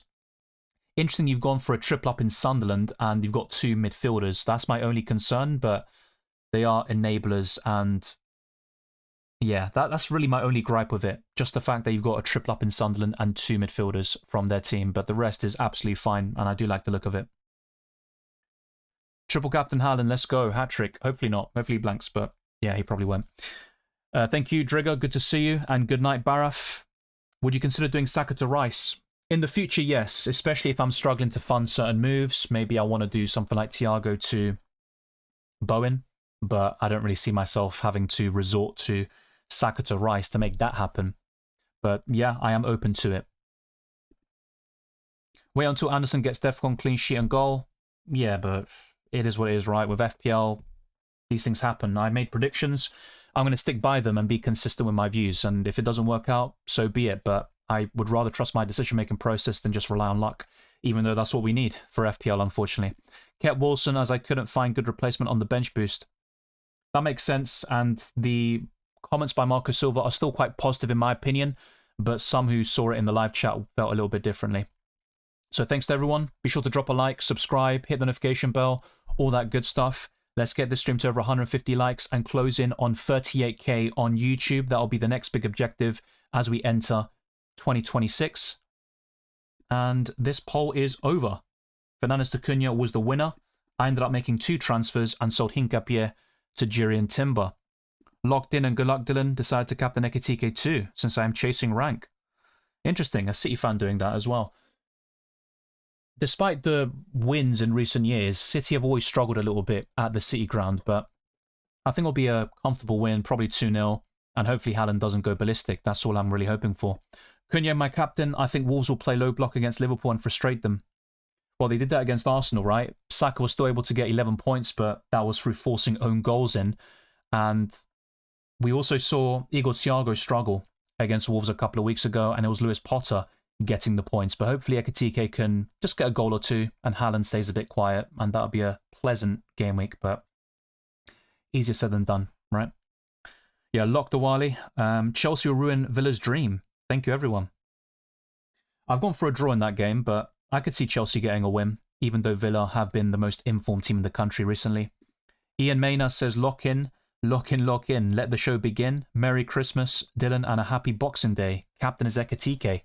Well, it's good to see that I'm not alone. A lot of us here have Captain Ekitike. We are still in the minority compared to the Haaland template, but yeah, it is what it is, right? You've got to pick your moments, and I think a few years ago, I went for Watkins captain over Salah. It started off well. Watkins got a few assists, but then Salah went ballistic against Newcastle, and it was around this time of year. So we'll see. Hopefully that doesn't happen. Sydney says Captain Ekitike as well. A return from him would be very lovely. HArmy04 says no Liverpool for me. Feeling very scared but couldn't afford Ekitike. My fault for not planning well over Christmas. Been busy. At least I have 5 free transfers next week if I need to do surgery on my team. Good luck. The same goes to you. All the best for Gameweek 18 and beyond. I got Ekitike in Gameweek 17, but I used multiple transfers to do that, and that put me from a position of strength after just wildcarding, having 5 free transfers, to essentially now having 1 free transfer going into Gameweek 19. So I've been very aggressive with my moves recently. Hoping for a 0-0 at Everton-Burnley. I'm just hoping for like a 1-1, to be fair. We all have different wishes, depending on who we've got. We'll see, easy. We'll see. Faking YouTube commercials, making me 2 minutes to connect to this chat. Oh, yeah, not faking. I know what you're trying to say there.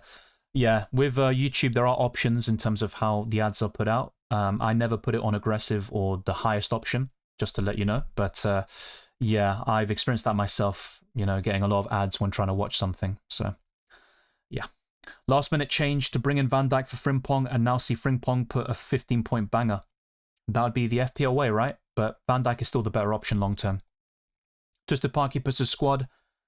Raya, Timber, Chow, O'Reilly, Foden, Saka, Bruno Fernandes, Semenyo, Thiago, Haaland, DCL, bench, Dubravka, Tavernier, Van der Ven, Rodon. Did Rice and Ekitike for Saka and Thiago -4.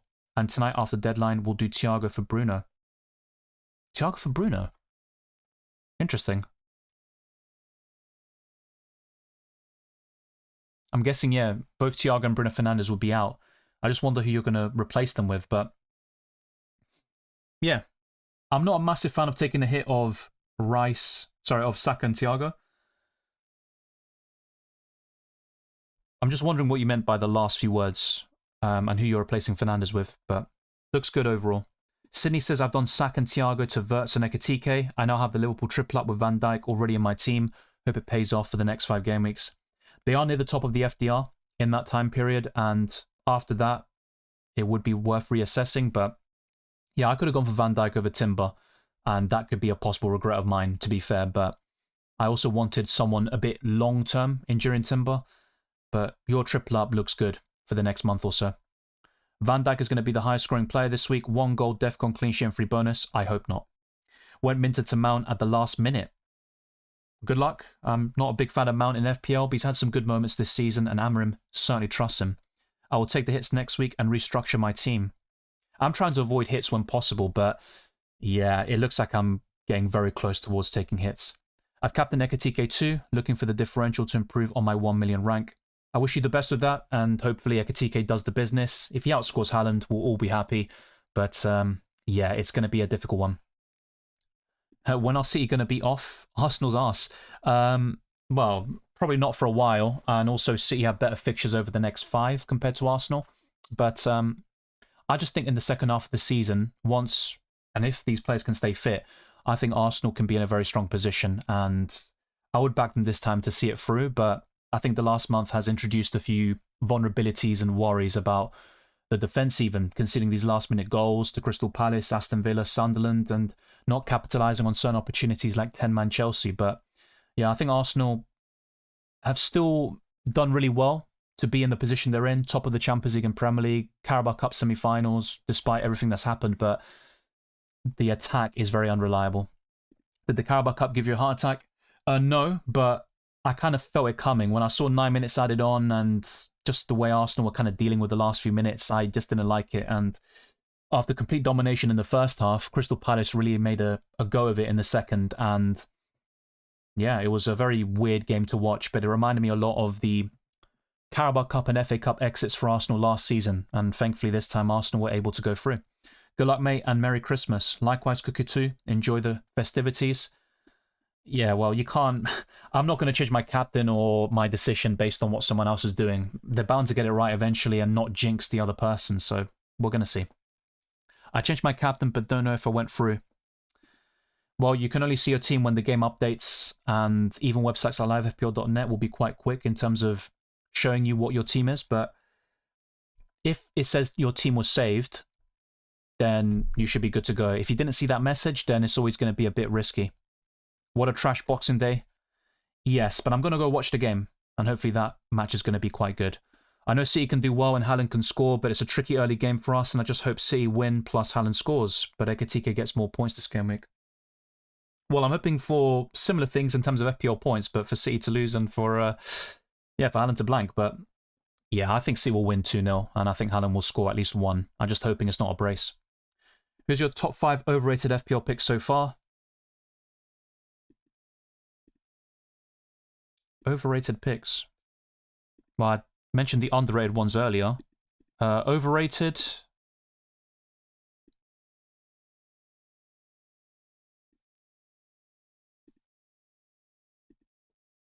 That's an interesting one. With goalkeepers, I'm not even sure who to say here.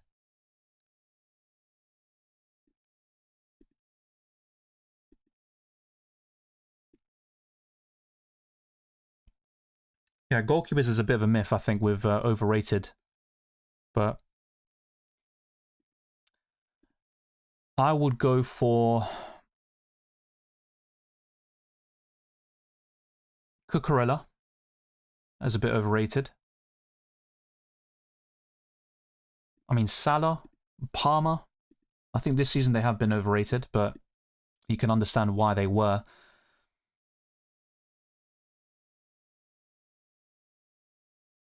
I think with forwards,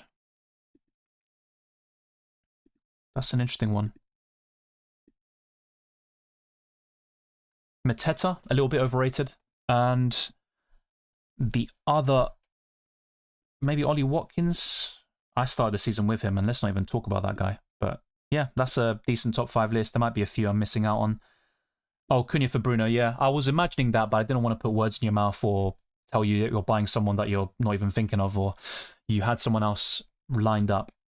What's your favourite Christmas song and movie?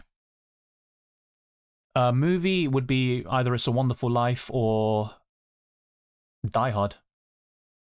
But yeah, I mean, there's a lot of Christmas films I like, but those are probably my 2 favourites. Christmas song. Wow, I'm not even sure, to be honest.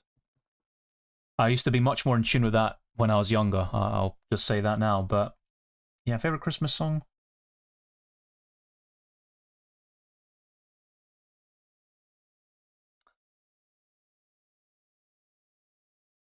No, I wish it could be Christmas every day. Nah, probably not.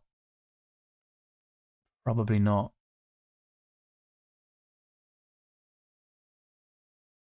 Feliz Navidad. Yeah, that's a Spanish one. Just type it up. Yeah, that's probably the one that's stuck in my head right now. Stack arguably better than Lefay. There's not much in it. Stack has his moments, but he's not going to give you much in terms of consistency with goals and assists combined. But yeah, I think between those two, probably Lefay at the moment. Yeah, Zero, as I said before, I'm not watching the Ashes. I'm not interested in the sport, to be honest. Can't wait to play my free hit in Gameweek 19 now. Plus, will you be making a free hit draft? Possibly. I'll try to do as much content as possible. The priority will be the team selection, the wildcard squad, and the transfer tips. And if I have enough time to do something else, then yeah, I'll try to incorporate another video or two. My family team decided to sell Wilson to Lefay and kept Truffert on the bench boost. Thoughts? Well, they saw the yellow flag and maybe panicked, or they just didn't think he's going to start, so it makes sense. But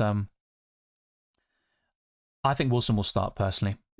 Thank you, Ian. Guys, let's hope and believe and let's cross our fingers that Ekitike will not disappoint us. A hat-trick or a brace will go well. Yeah, I'd be very happy with a brace, and if it means Haaland also blanks, then I'd be very happy, but I think both of them will score this week. I only watched one AFCON game, to be honest, and that was Cameroon against Gabon on Christmas Eve. Yeah, I think Arsenal should contest for a Crystal Palace defender in the summer transfer window. Yeah, Mark Gay, but I think there are other priorities, like a left winger and a midfielder, first and foremost. Even a striker is still probably on the agenda. I was logged out, so I stressed and took a -12. Yeah, that's not ideal whatsoever. Overrated is a tough question to answer. Salah overrated. Handponic says Saka. Yeah, definitely Isak. And to be fair, Wirtz as well. They've been that bad, I've forgotten about them. But they had a lot of hype in pre-season. I was bigging up Wirtz a lot because in UCL Fantasy he was really enticing, very consistent. But yeah, those two would certainly enter the equation. How the fuck is Saka overrated? Look at the amount of chances he's creating.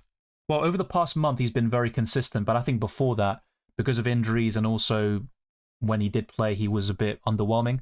I understand why people would feel that way, but yeah, I think in FPL this season, I'd say Wirtz, Isak, probably Salah, Cucurella, and Mateta. That's a decent top 5 list of overrated players. My non-Haaland wildcard team is Verbruggen, Dubravka, Calafiori, O'Reilly, Keane, Dallo, Alderete, Palmer, Saka, Foden, Wirtz, Cunha, Ekitike, Bowen, and Obi. 1.9 in the bank. Looks solid. Ultimately, you don't need to have too much squad depth, so I get it, but yeah, I'm not a big fan of Verbruggen. I would have rather gone for Raya, Rufs, or Sanchez. With Arsenal defenders, I think Timber's better than Calafiori, and once Gabriel's back, that's the one you really want. I'm not sure about Dallo, but the rest of your defensive line looks good. The midfield is very promising. That's a very strong midfield. So no complaints there. And yeah, obviously you've got no Erling Haaland, which makes sense. But yeah, I'd just be a bit concerned about the things I mentioned just now. Verbruggen, maybe Calafiori, although that's a bit more minor. Yeah, you've got the two best forwards besides Erling Haaland, at least, in Bowen and Ekitike, which I like.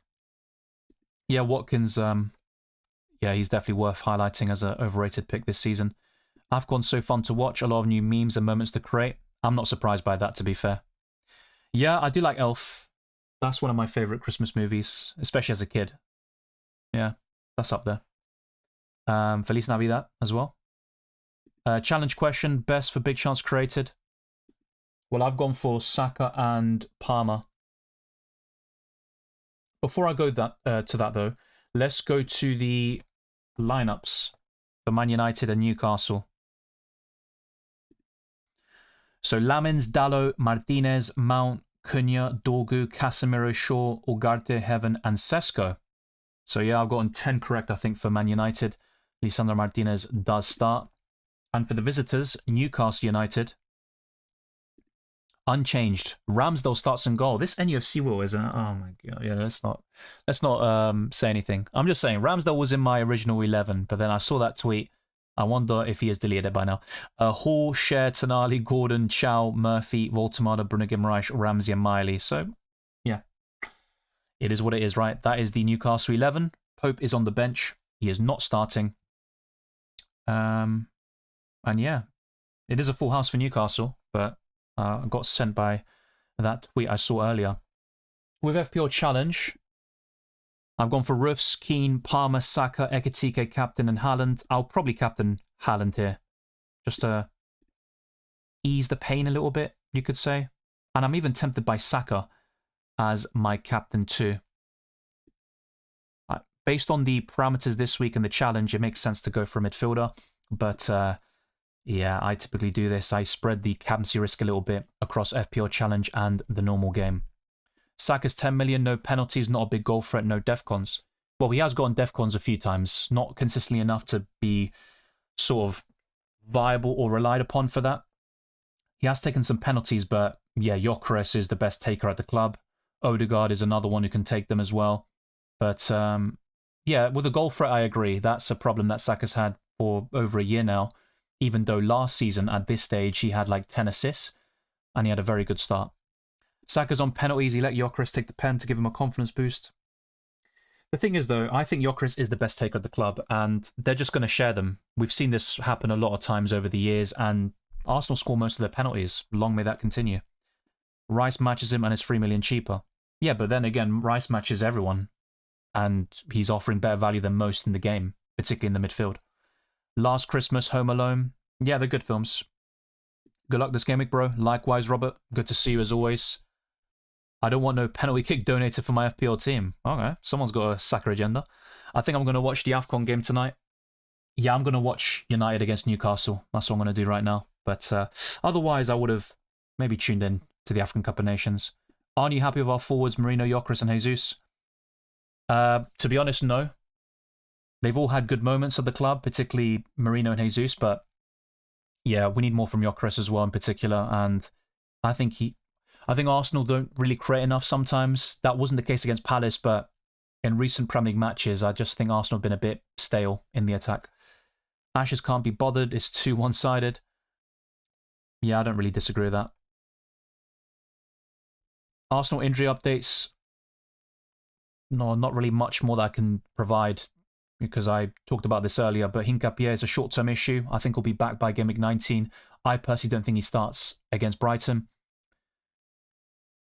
In terms of the others, I think Havertz and Gabriel should be back in a couple of weeks.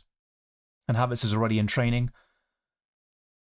But yeah, I'm kind of forgetting who's injured at this point. I think that's it, right? Yeah, Ben White is going to be out for a couple of weeks. So yeah, that's pretty much the updates we have with the Arsenal players right now. Early predictions for World Cup top 4. I haven't really checked the draw, as in what's going to happen in the knockout stages and the full-on route, the bracket for the final, but I'd say Argentina, Spain, France, and England. Those are the top 4 on paper. That doesn't always translate though, and we can get a few surprises. United versus Newcastle will be a nice game, hopefully. I ain't getting a chance to watch the AFCON. For those who are watching, they should give us some feedback. Well, a few people in the live chat have been very complimentary about it. Saka to Palmer or Saka to Rodgers might be a popular move from Game Week 2021. Well, definitely for you, that's for sure. I think Palmer would be very interesting. Is there a streamline you can watch the AFCON games? Yeah, I mean, I watch on ITV. But yeah, let's see if people say anything. When are they getting rid of Ugarte from starting? Well, he's only starting right now because Bruno Fernandes is injured and Main is also injured right now, to be fair, but I never rated Ugarte from the beginning. Keith says he's a great player, but Saka seems to think you get more points for a goal depending on how extreme an angle off the side is taken from. Yeah, he's more of a creator than a goal scorer. I think once you can add that sort of lethal finishing and that cutting edge, I think Saka becomes one of the very best players in the world. Right now, he's one of the best right wingers, but we need more goal threat from him as well. In addition to 1.9 in the bank, I also have free transfers, so I'm flexible. Yeah, that's true. So I can also upgrade any weak links in my team as and when needed. I agree with that, and you've got a good platform, but Whenever you don't have Haaland, and I know it's your second team, it's always going to be a bit tricky, and many people would have that temptation to just stack up on the midfield and forward line and have 8 attackers and struggle with the rotation. They should change the FPL deadline next season to match the time, don't you think, Dylan? We've always had these discussions, though. I think the way UCL Fantasy do it and the World Cup, well, maybe not the World Cup, let's not talk about the Club World Cup this year, but yeah, having the deadline at kickoff is probably best. Whilst it has its perks and advantages for people in the UK, including myself, it gives me time to go, watch the game now with other people and, to travel and get there on time. Yeah, I think with the FPL deadline, this has been an issue for a few years now. Yeah, Gabriel will be back very soon. That also pushed me towards selling Piero Hincapié. Can't believe there's so long between deadline and the match start. It used to be even shorter, like an hour, but they changed it because of the leaks that we kept on getting. But 1 hour and a half seems crazy. I don't think White and Havertz are finished, no. But they went from very robust, never getting injured, to getting so many problems recently. It's a bit of bad luck and also playing too much football, I think, over the past couple of years. It has had an effect, unfortunately. The moment of AFCON so far is Daka trying to do cartwheel celebrations but landing on his neck. That sounds brutal. I haven't seen that. Where do you think Semenyo will go, and which club do you think he fits the most? I think he'll go City, and the reports all suggest that. Who would he fit the most? Maybe Liverpool, actually.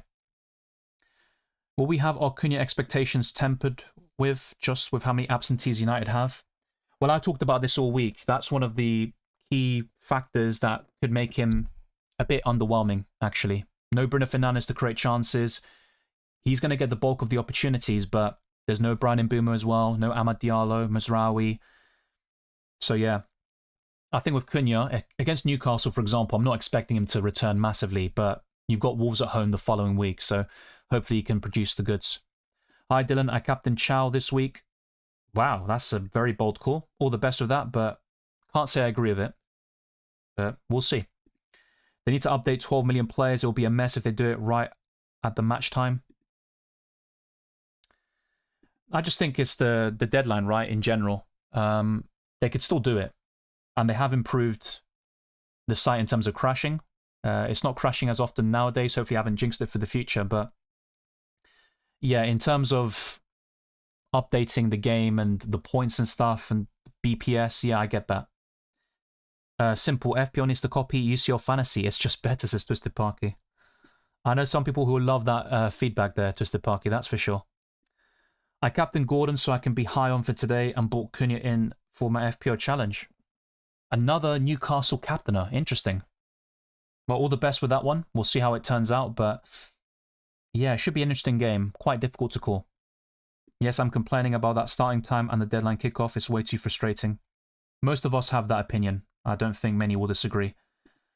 Havertz finished. Winter Havertz is the best. To be fair, though, in his first full season at Arsenal, he really stepped up in the run-in. From February until May, he was really consistent. If he can do that again for Arsenal, he'll help them win the league this time, but it's a big ask. Are you satisfied with the chips used and soon this will be the double chip next season? Well, I think they'll keep it, yes.